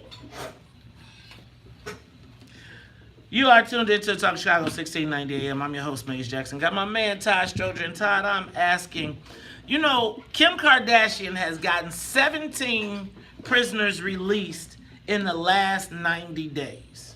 That's one reality TV show star. Now she's turning it into a reality show. Yeah, but you know what? I was just investigating this.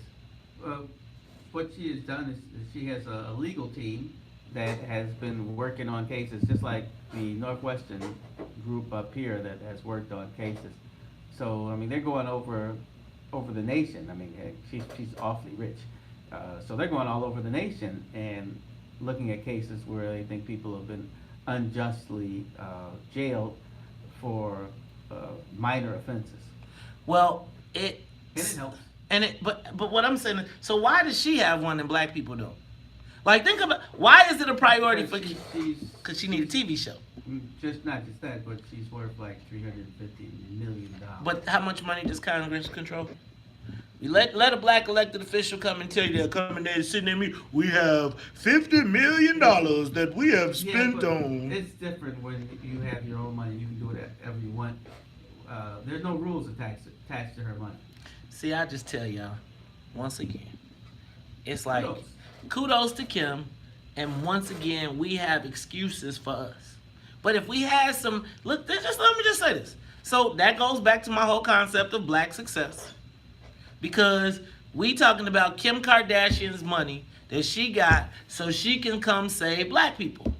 If black people had their own money, then black people could make their own foundation with their own law firm and then do that same exact thing. Now, how does that work with Congress? That means that Congress says, dear black military defense company, Oh, there isn't one? Well, let me help you start one. I just think that we have allowed them I'm not sure who is, to tell us what's not possible. And then we accept it because we accept the rules. Until then, they change the rules to do what they want to do. So let me give you cannabis. Cannabis. Right? So it's been illegal all these years, brothers locked up, going to jail, doing everything. We say, man, can we do something about criminal justice reform? Nope.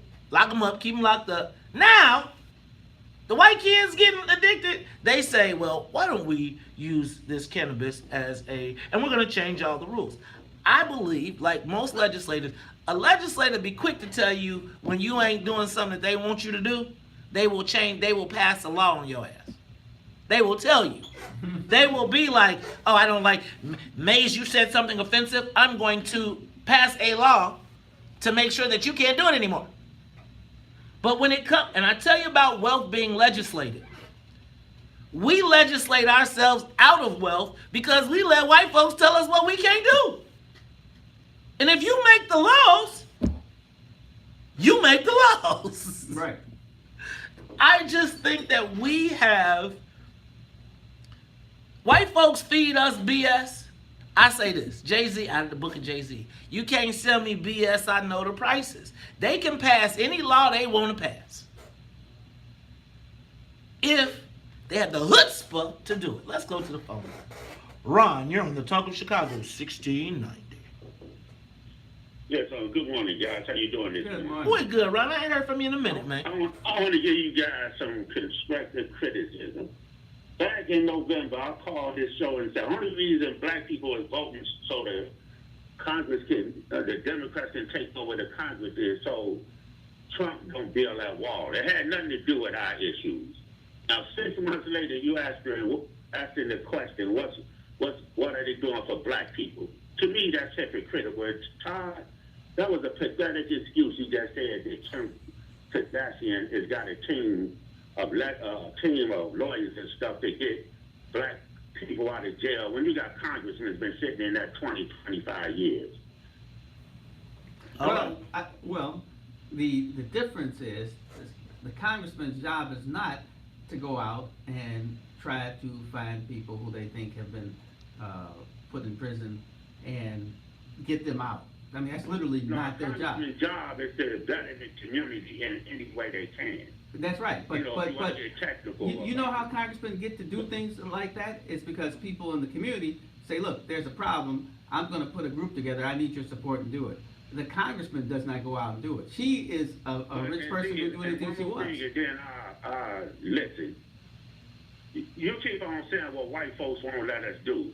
If a person hold it, Ron. Hold it, Ron. You take that back. I didn't say nothing about what white people let us do. I've never said that, and Ron, don't talk. I'll never say that, and I never will. I will say white people will cut you off of stuff. They will cut your money fund, but they don't tell us what to do. You said that. Yeah, but if they cut your money fund, we have money. We are not a poor people. It's just our thinking. I never said we were poor either. I agree with you. Okay. Well, I'm going to tell y'all what. Our communities look poor. Maeve, I don't mind comments. It's just... Say get it right. Just get it right. That's all. Look at the president was. Y'all got to look at the Facebook Live because the president. Yes, it's funny. president. It's funny when Todd gets mad because he don't really like get mad, but he does have his moment when he start. Todd, I saw you raising your voice. Your nostrils got big. It was like, you got the black face going on. Let's go to Lewis. Lewis, you're on Talk Chicago. Good morning, Mays, and good morning, Todd. Good morning. Good morning. The Black Caucus doesn't support the black people because all you have to do is look at what's happening to the Honorable Minister Farrakhan. The Minister Farrakhan got in trouble for supporting Congresswoman Omar. And so this is the backlash is coming back. And she ain't said nothing about supporting him. And the Black Caucus ain't said nothing about supporting him. We need to send Kim Kardashian up to Washington in a tight dress and have her approach President Trump for recreation. For recreation? Hey, we'll talk about it all when we come back. I bet President Trump would love some of that recreation. It's the Talk of Chicago 1690. We'll be back. I know. Gotta take that comedy moment. Oh, I know. I'm just that would be dang, there it goes. Here goes. Look, so let me tell y'all here, see, they trying to do it. I had to tell you, they tried to do it to me yesterday. And they took What's in it for the Black People, the chairman of What's in it for the Black People out. So this is Your main health thing on your when we come back from break. okay. Applicant, is it in the book? Okay. Another applicant, Mays Jackson, the lobbyist and WVON radio commentator who is consultant for former governors Bruce Rauner, Pat Quinn, and Rod Blagojevich. We're getting a lot of applicants. First of all, she didn't say, she said, how you want to be described? I said, chairman of What's in it for the Black People PAC. They don't want to say that in Politico, right? Because then, so the premise is going to be, again, y'all, right now, they're trying to tie me to Bruce Rauner right now. Well, she didn't mention the other. That's because I told her. When she wrote the thing. Oh, you got to tell them. What did I tell you the media trainers told me? The first thing they said was, the media is not your friend. They will treat you like a stepchild. You have to press the issue. And you can't say stuff that they can twist, because they will twist it. Right. They will cut it. They will do it just like those ads. You have to be very careful when dealing with the press. And they have their own agenda. I remember, you know how they go out and they talk to people on the corners and they ask them questions. Well, there's some producer who decides which people they're going to put on the air. So if they want the story to sound like this, then they're going to put these three people on the air. It's like Chicago Tonight putting Deborah Shore on about floodwater management when Carrie Steele is the president. That's exactly she just did the multi-million-dollar ribbon groundbreaking, but y'all gonna call the white liberal lady who controls that station? That's why it's a conspiracy against your man Mays Jackson. Devils. No, it's not against your Mays. It's a bigger conspiracy against people of color. They know exactly. People of color? Black folks. Thank you. I really can't speak for the Latinos. Thank you. Don't speak for them. Speak for us. But yeah, they are looking for certain people and certain things, and we are not the flavor of the month, and we haven't been the flavor of the month in a long time. So they push the people that they want to see who they think represents the larger scale. You know, one reason I think they don't care about what black people have to say, because black people complain because they are always cutting us out and changing the rules when we come in charge. So they don't want to hear that. Because, if you ask 80% of the white people, they don't have anything to do with racism. Maybe their parents or their grandparents, but it wasn't us. And they don't care if you have to start in the last row. That's just, that's the nature of the game. They don't care about white privilege. So, like Ron says, we got money, we got things, we just have to work together. We'll always be doing the same dance. Some of us are getting tired. I can't dance like I used to. I'm gonna end up in Arizona, golfing and sweating.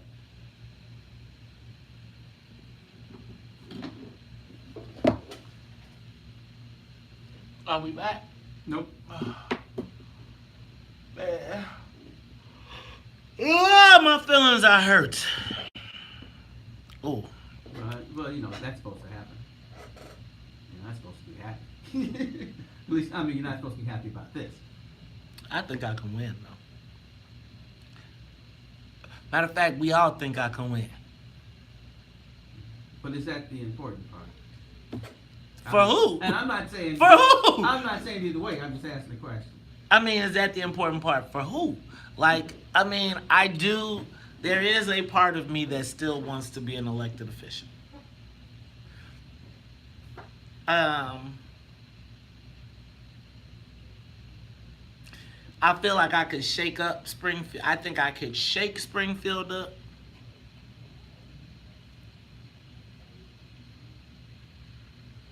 I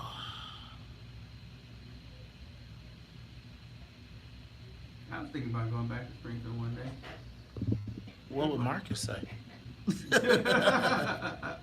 I didn't mean running against Marcus,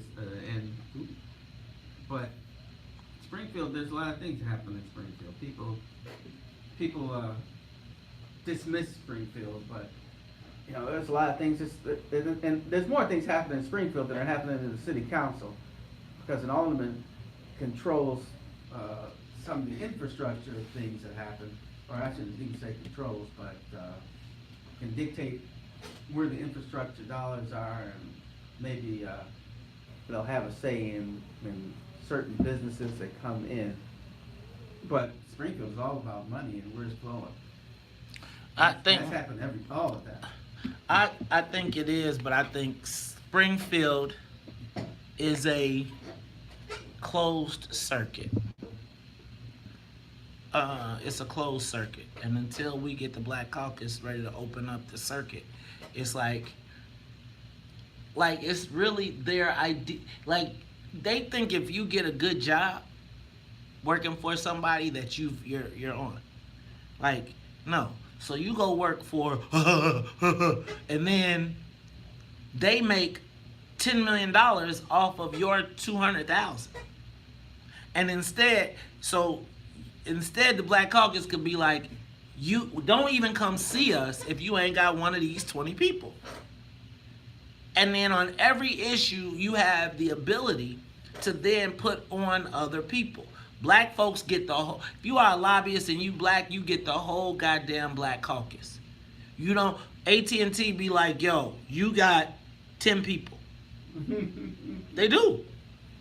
White boys get paid $10,000 to work, like $10,000 to work one person. $10 a month to work one person.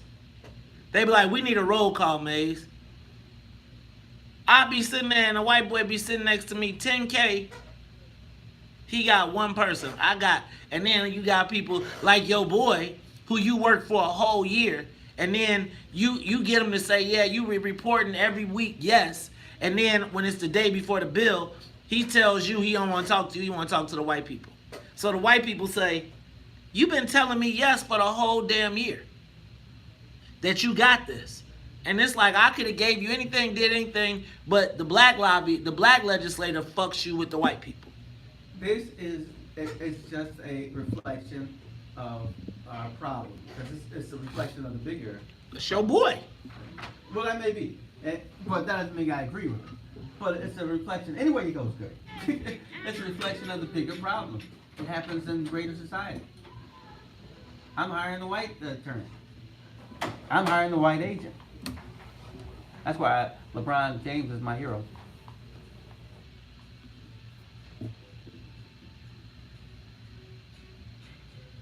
That I'm lonely.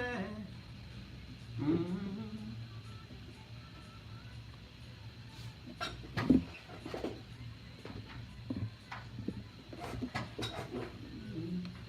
I need you.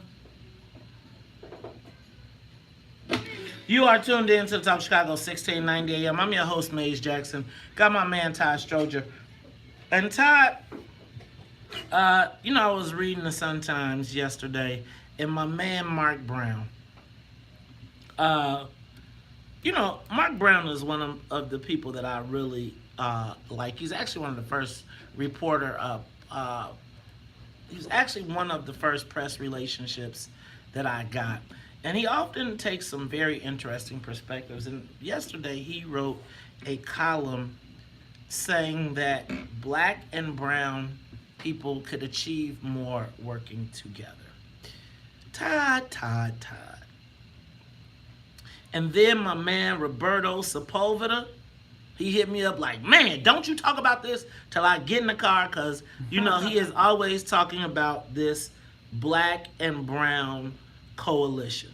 And I just got through snapping a few minutes ago because you were talking about people of color and all of that good stuff. And I am going to remain in the position that the black and brown coalition is a mythical creation that white folks use. I don't believe that there is a black and brown coalition. And while I think that black and brown, let me back up. I don't believe that there is a true black and brown coalition. And I don't necessarily believe that there should be one. Not a permanent one. I don't think that our group should be married to any one group. Like when you say black, they say brown. I say it should be black and whoever fits our needs for that situation. And so when I saw the article, it caught my attention and I was like, grrr, but I read it. And it brought to mind the legislation that State Representative Chris Welch passed out of the House that mandated that a black person and a woman be on any board that is in the state of Illinois, any publicly traded corporation board in the state of Illinois. Then when it got to the Senate, for it to pass the Senate, they added Latinos to it. Which I understand, but that ain't a coalition. That's them representing their self-interest and them saying, in spite of everything that y'all have gone through, we want the same thing y'all got. That's how I see it. And so when I saw, because I was giving Rep. Welch pretty big props on this bill of requiring people to be on the board.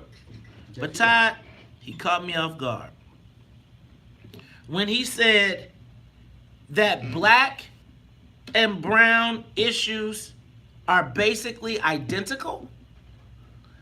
We go to prison, they go to detention camps.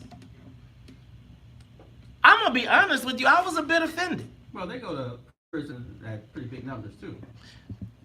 I was offended.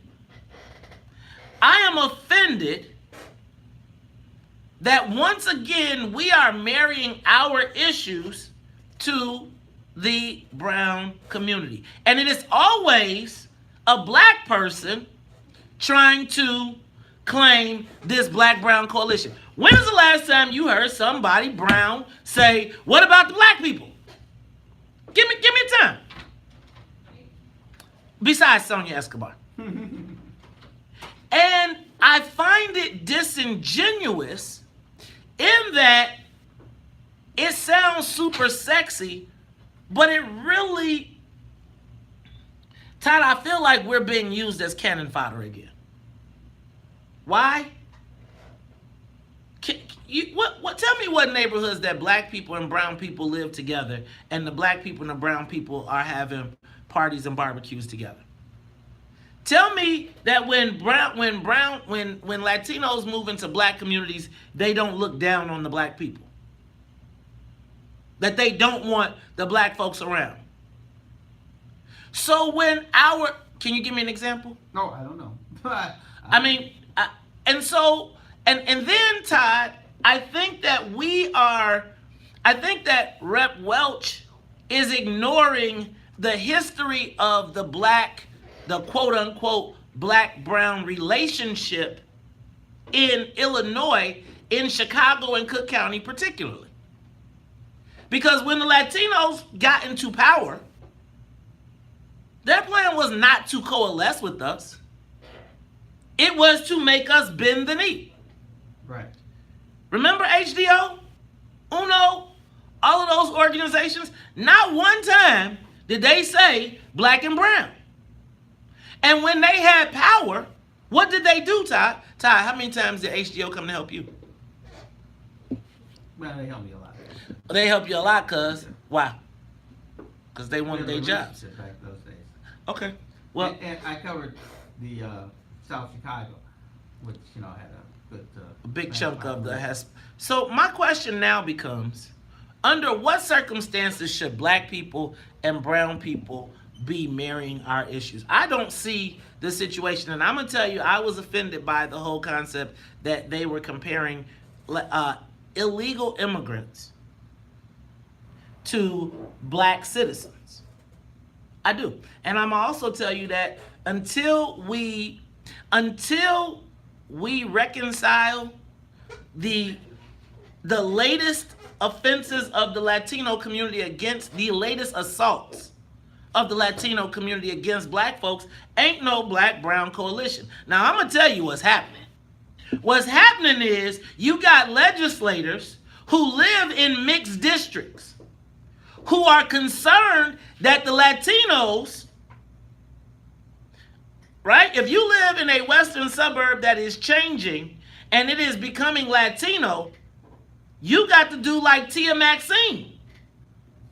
You got to start talking about Latino issues. But you know, in an environment where it's what's in it for the black people, and you are elected and you count among the black people, you got to marry the issues so that black folks can't be like, why you? Because everybody know if a black legislator get up there and talk about some brown issues, black folks gonna run you up out of here on the rail. And so what I want you all to do is to put your third eye on and recognize that all this black-brown coalition is usually talked about by people who represent mixed districts and are more concerned about the Latinos than the black folks. That's why Kamala Harris, who spent a whole time locking up black folks, is now black. But she talking about border security because what? She represents California. And what's in California? Not black people. They are, but not like the Latinos. Right? So let me ask you a question. Somebody give me an example in Springfield. I want to say, weren't we just talking about in Springfield where the Latinos were saying they wanted free education for the undocumented immigrants but said no to ex-felons? Remember this? But we up here championing the cause. See, I need for us to be smarter than this. I need for us to understand that. Can you point to me? Somebody find me to point out, not in Illinois, when the Latino caucus or the Latino community has stood up for black people. Not the only person I can tell you who has done it that I could think of is Senator Martin Sandoval. Besides him, I can't think of any Latino elected official that went out up front and said, as a Latino, I am concerned about the interests of what happened to my brothers.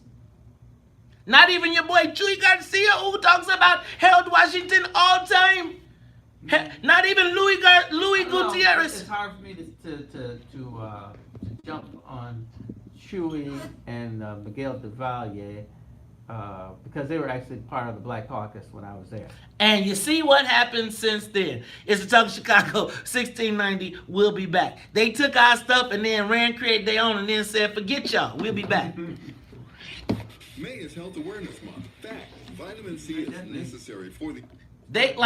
To me, before there could ever be a discussion of any type of coalition with black and brown, you'd have to make good for everything that HDO did.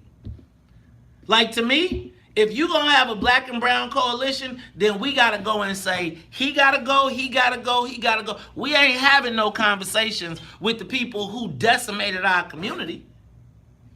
So this is what y'all saying. We going to coalesce and get outsmarted by the mugs who's outsmarted y'all ass the last time?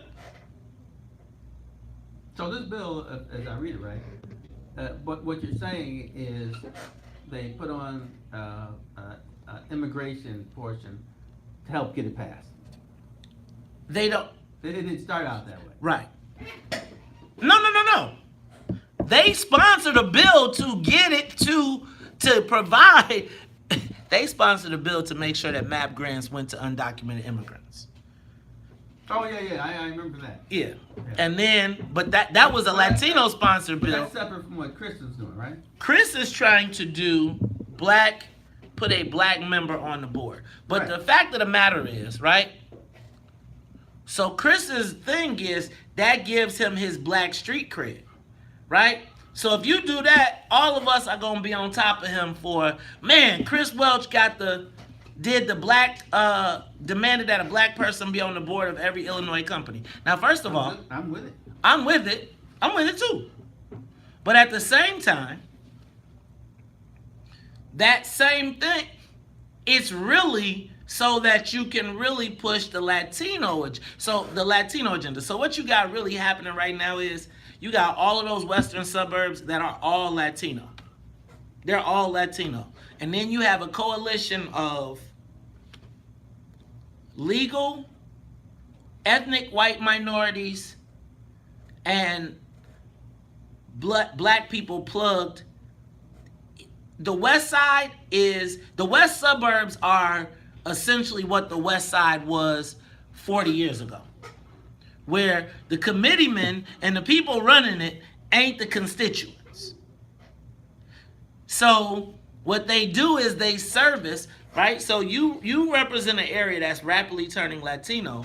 You got to keep your black street cred, so you sponsor a bill that, quite frankly, most of the real corporations are Delaware corporations. So this bill ain't really forcing that many people to do it, because even Boeing, any big corporation, they're a Delaware corporation with headquarters here. Right? So it sounds really scary, but it's kind of innocuous, but it makes you say yes. Then that gives you the cover to go do all this stuff. How you gonna say you want black board members, but then single out the black board member at Westlake? Think about this. So he singles out. So Westlake Hospital is bought by a corporation of which Eric Whitaker is a part of. Right. It's all these white dudes that do it, that are part of the corporation. He singles out the black board member to attack on the Westlake Hospital. And then ties them to Obama, so it appeals to the white ethnic mayors who are Republicans. At the same time, and it's like we overlay, underplay. He represents a lot of emerging Latinos. Look at who was the person that was at the forefront of the undocumented immigration sanctuary city bills in Illinois. It was Chris. But now it's like the world is becoming black, so you can't just do that shit without somebody being like, wait, you doing what? So now you take this bill and you got you a black piece that can't nobody front on. Gotta put your money where your mouth is. How many demand that there's black participation in the towns that you represent. Start there. How many black people getting contracts, legal work, professional services in the district that you work in? You are tuned into Talk Chicago 1690 AM. I'm your host, Maze Jackson. Are we being suckered by the Black-Brown Coalition again? Guys, I'm going to tell you, I have never seen the Black-Brown Coalition in my lifetime work to our benefit besides Harold Washington. And I told y'all I'm going to ban y'all telling me about what we did during the Harold Washington, because you got us stuck on stupid. Stuck on stupid. We back talking about what Chewy and them did with Harold Washington. He got him a congressional seat out of Mike Madigan, and y'all still talking about, remember that time? Do you remember when right? Let's go to the phone lines, because I just... Black folks always trying to tie ourselves to somebody else. Let's go to Glenn. Glenn, you're on Talk Chicago 1690. Good morning, gentlemen. Good morning. First of all, Latinos do not consider themselves brown. Right. They consider themselves white, and they teach their young ones that they are white. On last week, Latinos had a Chamber of Commerce meeting in the Loop. They got up and they didn't talk about a brown and black coalition. They talked about what they have, the amount of money, the contracts that they have at O'Hare Field, how they have everything, they're taking over everything, and their population is growing. No black and brown coalition. Thank you, gentlemen. All right, thank you. Let's go. Well, you know what, though? That's not necessarily true. Okay, go ahead, Chad. Because, there's so many people. That's why it's Latinx nowadays. But there are... I ain't never heard no Latinx I ain't never heard no Latino call themselves Latinx. Look, I'm just telling you what they told me to say. So, right. But okay. No, there are a lot of people like I know a lot of Puerto Ricans who consider themselves of color. I think they consider themselves of color because it's convenient, because they don't have a critical mass if they are the Puerto Ricans. If you say, oh, it's the Puerto Ricans, then it's like, man, it's like 20 of y'all. You better get up out of here. But if you say people of color, then it's like, uh-oh, that means the black people coming. See, white folks use people of color when they need to, or the other groups use people of color when they need to bulk up their numbers. When it's time to cut the contract, they be like, the Asians? Let's go to Randy. Randy on the Talk Chicago 1690. Yes, good morning. How are you all? Good morning, Randy. Good discussion. I agree with you. As a matter of fact, I was used to Local 73 at SEIU a few years ago, and I was used to it for over 20 years. And you're absolutely right about these alleged coalition alliance and stuff. There's only a few that pass what I consider the Cesar Chavez litmus test, or some other Mexican, Puerto Rican, or whatever activists and organizers, etc., who have done things as relates to our community that I think have been quite positive. I remember State Senator Miguel de Valle. I'm not sure how you rate him, but I think him, and then I think, was it Willie Delgado? Yeah, Delgado. That was in the state senate, the state reps. I'm not sure how they were, but I know they were part of the Black Caucus. They were part of.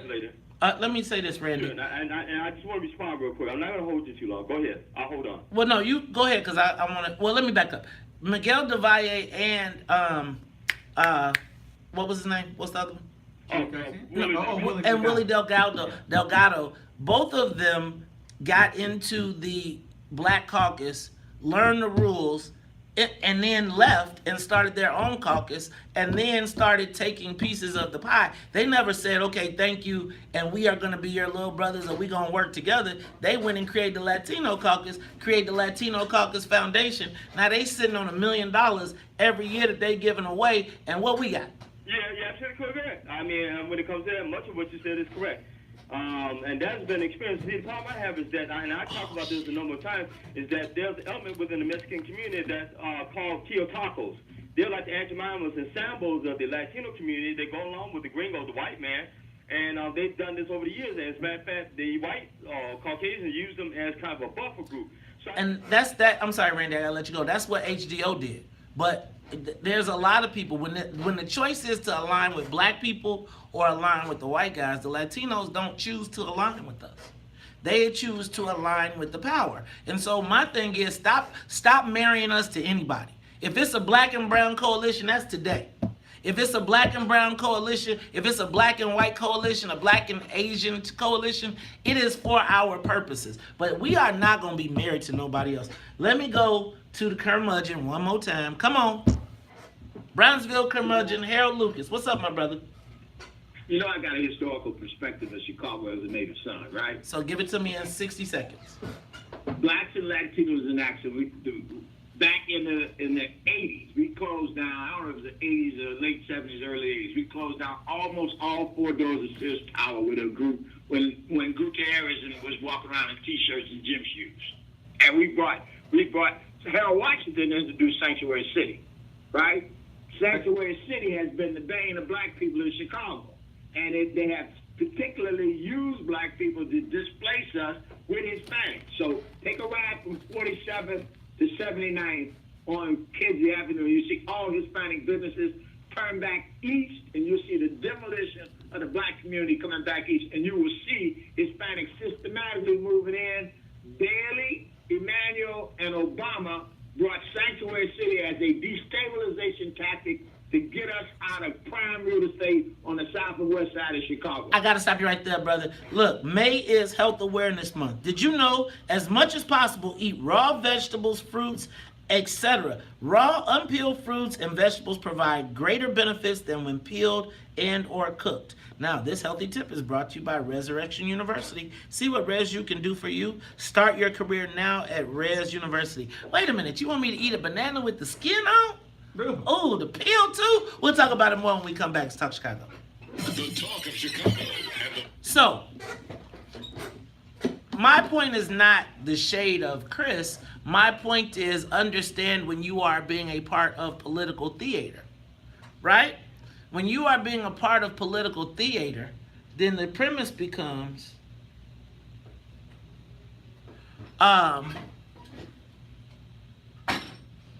you have to understand that. You know your topic is Alzheimer's. Yeah. The topic is the overlay for the underplay, right? He's got to make sure that he stays good with the black people because his power doesn't come from the Latino caucus.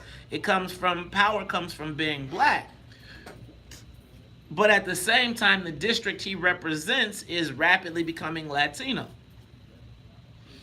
So he represents what used to be the second biggest vote turnout. So Proviso, one was Thornton, two was Proviso, right?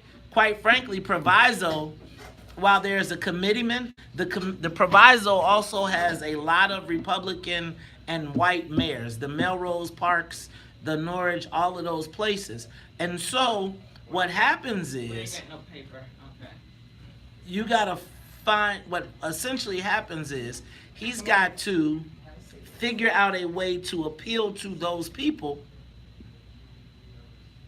and stay electable. Maze, this is Joseph. Hi, how are you? Hi. Nice to meet you. Okay. So, that is the scenario in my estimation of why you're seeing this. Again, if you recall, maybe 2 years ago, we were talking about why was he proposing all of this sanctuary city stuff, right? And in the event that a black candidate is mounted, he's got to have something to be able to say that he did on behalf of black people, because there's also a remap coming. So if he's not my state rep and I'm someone like Karen Yarborough, I might draw that district and make that a white district and use it and have it take in Melrose Park, have it take in like Brookfield and all of that stuff and make it go west. So he may find himself in a black district having pushed all of the Latino. He may find himself being in a black district having pushed all of this Latino legislation, but needing the support of the black community. So being able to say, I said that black people and we gotta have economic. See, a lot of times what happens is people are trying to address our issues. People are trying to address our issues or address what we've talked about, not necessarily without hurting the existing relationships.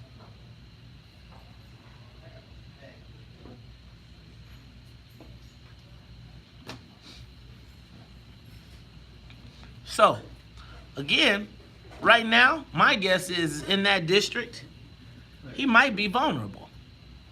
And if there was a Latino candidate that was put up by the Latinos, he might have a challenge. So, gotta make sure that you buckle down. You spent 2 years on the white folks, you gotta bubble to the black folks. There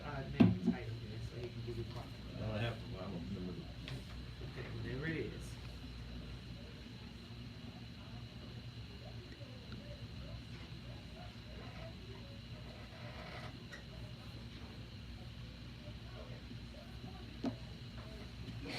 So I just need to say, so Shia put in there, she was so determined to be like Bruce Brown and like black people.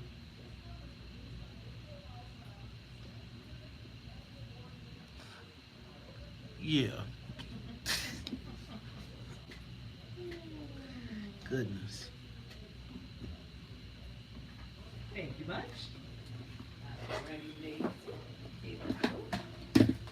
All the stuff they gave me, talking points, and everything you need.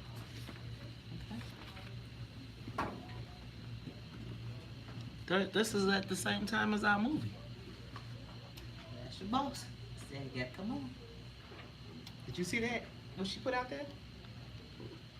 Yeah. Are you listening to me? Yeah, but you gonna have me compete against ourselves. Okay, I'm cool. I got it. It's no problem. I'm just saying. Okay, no worries. Take a moment, share the broadcast. Take a moment, share the broadcast. Take a moment, share the broadcast.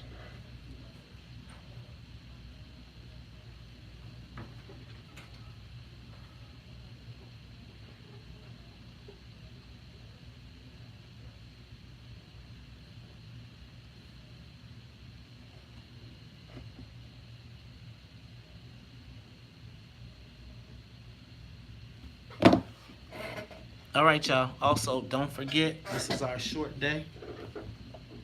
Oh man, it sure is. I forget that every what day is it? Wednesday.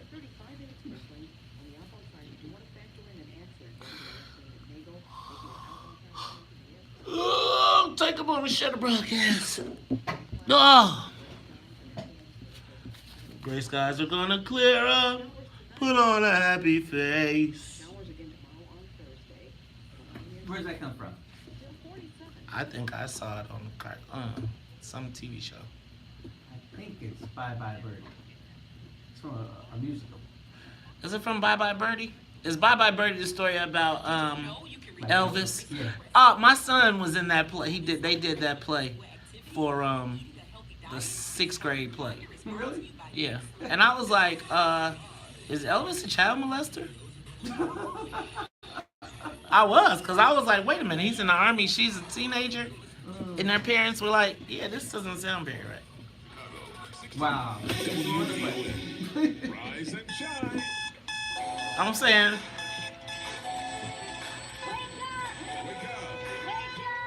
Wake up.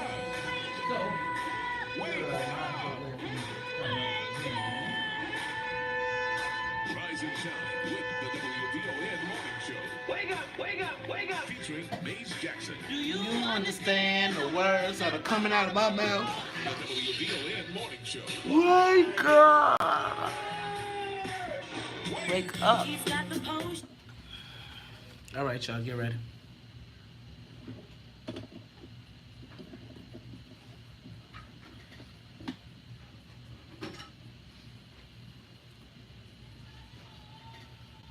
Dr. Love.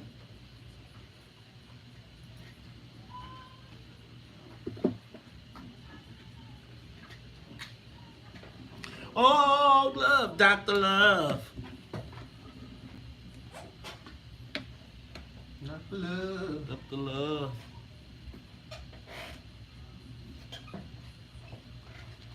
What's one of the few house songs I like? House? This is disco, man. Huh? This is disco. This the house I like then. House that became disco. Disco that became house. True enough. Look, and I'll be like, do the house music. That'd be deep house.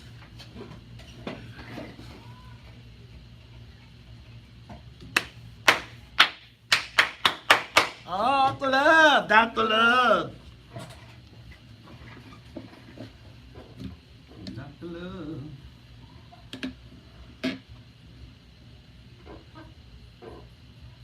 You are tuned in to Talk Chicago 1690 AM. I'm your host, Maze Jackson. And y'all know how we do at the top of the hour. Gotta say what's up to the WVON Morning Show team. What's up to Annette Flournoy in the newsroom. Gotta say what's up to the Wonder Twins, Miss Sonia Escobar, as well as Miss Sonia Tompkins. And y'all know my co-host. He's former Cook County Board President Ty Stroger. Ty, Sir? I'm feeling this, man. This Dr. Love. This one of the only house songs I like, man. It's like, you know, this is disco. This is disco? Yeah, but you're right. House music is really just dance music. But see, this is the kind I like. I hate house music, but I like songs like this. I'm glad to know that this is not actually house music, so I can still keep saying, I hate house music. I'm not a real fan of house music. I'm like, you know, you turn on that house music, house heads be, oh, it's house music. They house on the patio, house on the lawn. You know what? Nowadays, you go everywhere, they talk about house music. You gotta give Chicago its love for being a founder. I'm hip hop all day, but I really do enjoy that song. Now, y'all, let me tell y'all. You know, May is Health Awareness Month, and one of the health issues, and I don't even know how to define it. I don't know if it's a disease. I don't know if do I call it a health issue. I don't know exactly how to term it, but I know it impacts the lives of so many people in our community specifically. And here to it, and if you don't know what I'm talking about, you know, you thought I forgot? No, I didn't. It's Alzheimer's. We are talking about Alzheimer's and its impact on our community. But not only are we going to talk about Alzheimer's, I'm going to tell you about a great event that is happening Thursday, May 9th at Galleria Gouchard. But before I get there, let me take a moment to introduce to the WVON family, board member of the Alzheimer Association of the board member of the Alzheimer's Association, the Illinois chapter, Mr. Joseph Harrington. Mr. Harrington, welcome to the WVON Morning Show. How are you today? I'm doing fine, Maze. How are you? I'm great, man. Well, first of all, thank you for being here today. Well, thank you for having me. Thank Melody for making it possible for me to be here. Now, you know Melody, that's the boss lady. Melody is the boss lady, That- she's a good lady. She is one of the best here in Chicago. Some of the best Chicago has to offer. So, Joe, talk to me about Alzheimer's. Well, you gave me an opportunity to really talk about the disease of Alzheimer's. It is a disease. Okay. It's an irreversible progressive brain disorder. It slowly destroys memory, thinking skills, and eventually the ability to carry out people's simplest tasks. My mother died from Alzheimer's in 1991. And I would like to say she died with Alzheimer's because it was a progressive disease, and she gradually lost her sense of herself and her ability to do the simplest of tasks. She couldn't eat, she couldn't dress herself, she couldn't go to the bathroom. So it slowly robs person not only of their personality, but their ability to function. The tragedy of Alzheimer's is that it's irreversible, it's progressive, and there is no cure. So I'm with the Alzheimer's Association, and we're looking to try to find a cure for Alzheimer's. And we do believe that at some point that we will find what they call the first survivor, someone who actually survives Alzheimer's disease. And if I could take a minute, I actually thought of it in the context of HIV and AIDS, because most people are familiar with HIV and AIDS. And the AIDS epidemic started in around 1981. That's when we first learned about HIV. And since 1981, 700,000 people with AIDS have died. Today, there are more than 1 million people living with HIV. So AIDS has gone from being a killer of people to being something that can be managed. And I was reading an article that was in Lancet magazine that was actually issued just last week, and it said that the successful treatment of HIV using PrEP, and I know there's a radio show on Sunday on Dr. Mason's show, you're talking about PrEP on Sunday. It eliminates the sexual transmission disease. So if you can eliminate the sexual transmission disease, ultimately you can eliminate the disease. And the U.S. government is actually looking at a 10-year program to eliminate HIV in this country. So it's possible that at some point in the future, we will have a cure, we will be able to have a better diagnosis and treatment of people that have Alzheimer's disease, and it all comes through research. And that takes me back to the Alzheimer's Association. The Alzheimer's Association is a leader. In fact, it's the largest nonprofit funder of AIDS research in the world, second only to... Of AIDS research? Alzheimer's okay. research. Alzheimer's research. It's like y'all cross-pollinating, man. Yeah, cross-pollinating, I have to be careful. But it's the largest nonprofit funder of Alzheimer's research in the world, second only to the United States government and China. And so a lot of the funds that we raise are used, one, to do research, and also for care and support. And we do have a 24/7 hotline number. So if people have more questions, rather than me trying to answer their questions, they can always call the hotline number. And that's 1-800-272-3900. Joe, let me ask you, how do you catch Alzheimer's? You don't catch it. It's a disease. And we know there's some genetic links, so you're at greater risk if you have a parent that had Alzheimer's, a close blood relative. My mother died from Alzheimer's, and I had an uncle who had Alzheimer's. And So it's hereditary? Yes. Well, we know there's a link between a close family member having Alzheimer's and someone else having Alzheimer's. There are probably some other things that we could talk about that increase your risk of Alzheimer's. Give me a couple things. One is the simple things that we take for granted, and the same things we talk about when we talk about heart disease, cancer, diabetes. People need to eat a healthy diet. People need to be physically active. People need to be engaged with other people throughout their life. And that will either slow the progression or prevent you from developing, well, maybe reduce the likelihood that you develop Alzheimer's. Because a lot of people tend to isolate themselves and And that would really put you in a much better position to really develop Alzheimer's when you're down the line. Talk to me briefly about the impacts of Alzheimer's on families. Well, the impact of Alzheimer's on families is really great. I look at it just as people look at cancer. Cancer is not a disease of the individual, it's a disease for the family, because everybody has to deal and support the person that has cancer. And that's the same thing that's true of Alzheimer's, that everybody in the family, all the friends have to really support this person, because the person is no longer able to carry out their activities of daily living. So the family's got to chip in, friends have to chip in. I have a number of friends and colleagues that who have family members that have Alzheimer's. One of the real risk factors related to Alzheimer's is age. And the greatest burden is people over the age of 65.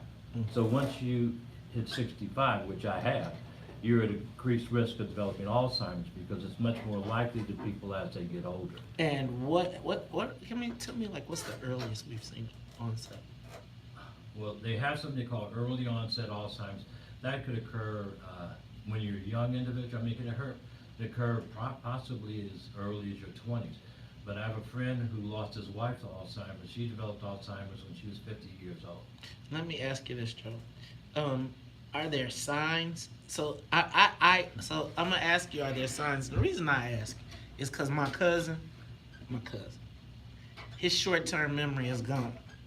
He has started participating in some of these new activities out here, and he's not sure if his forgetfulness is a sign of Alzheimer's or is he smoking too good?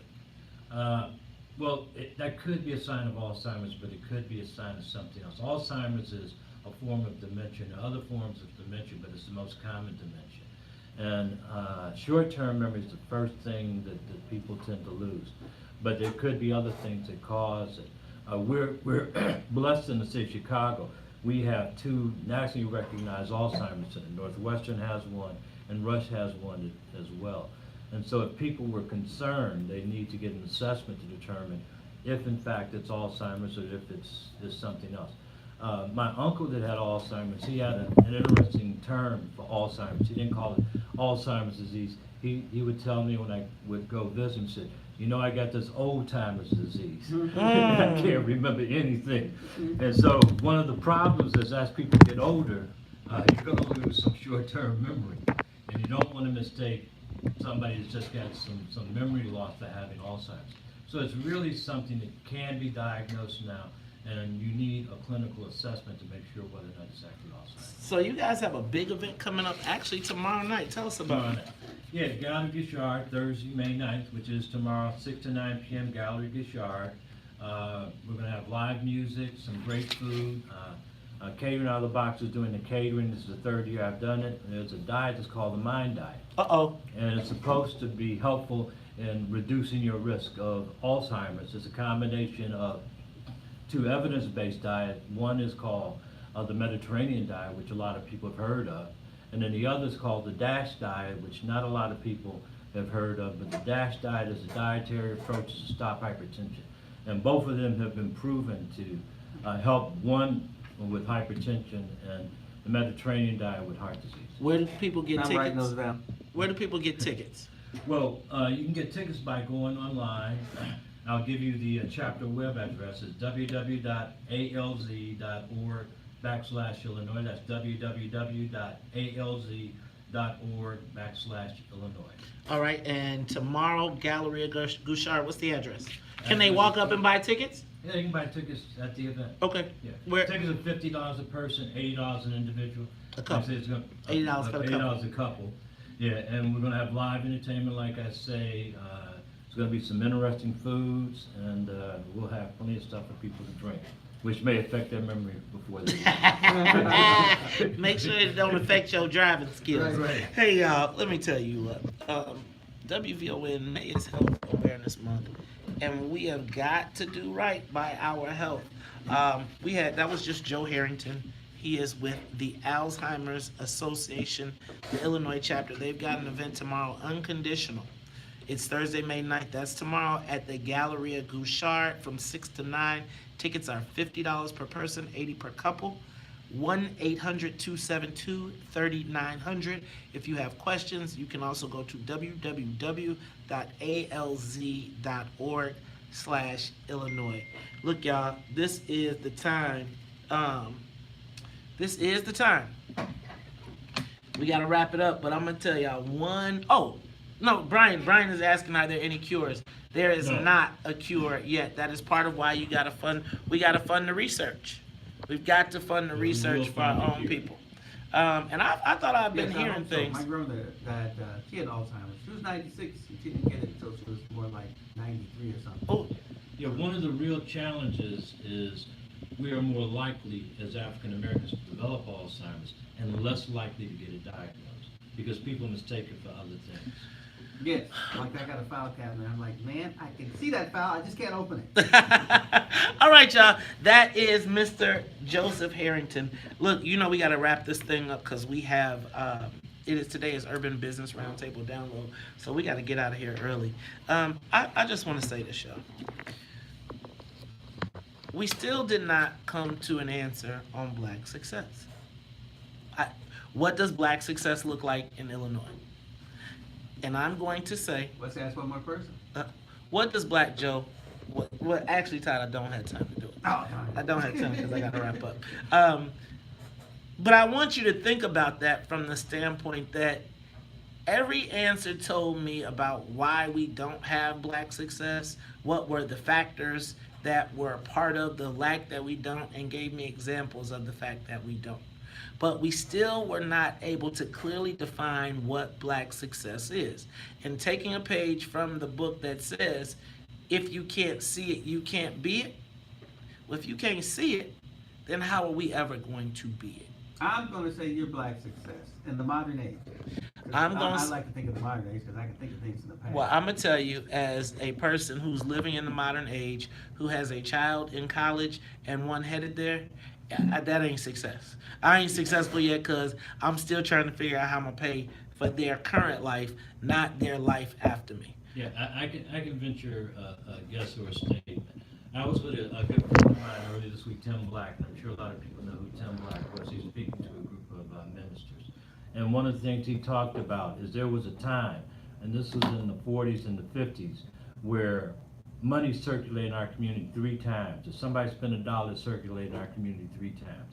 If we can get back to the point where money is circulating in our community, that's a measure of success. All right, y'all. That was Joe Harrington for Annette Flournoy in the newsroom. For Sonia Escobar, she's the music conductor. For Sonia Tompkins, she's my super producer. They are the Wonder Twins. My co-host is Todd Stroger, former Cook County Board President. And I am the host of the WVON Morning Show, Maze Jackson. And you know how I do. If they don't like it, you can still tell them. Maze said, we out of here. Peace.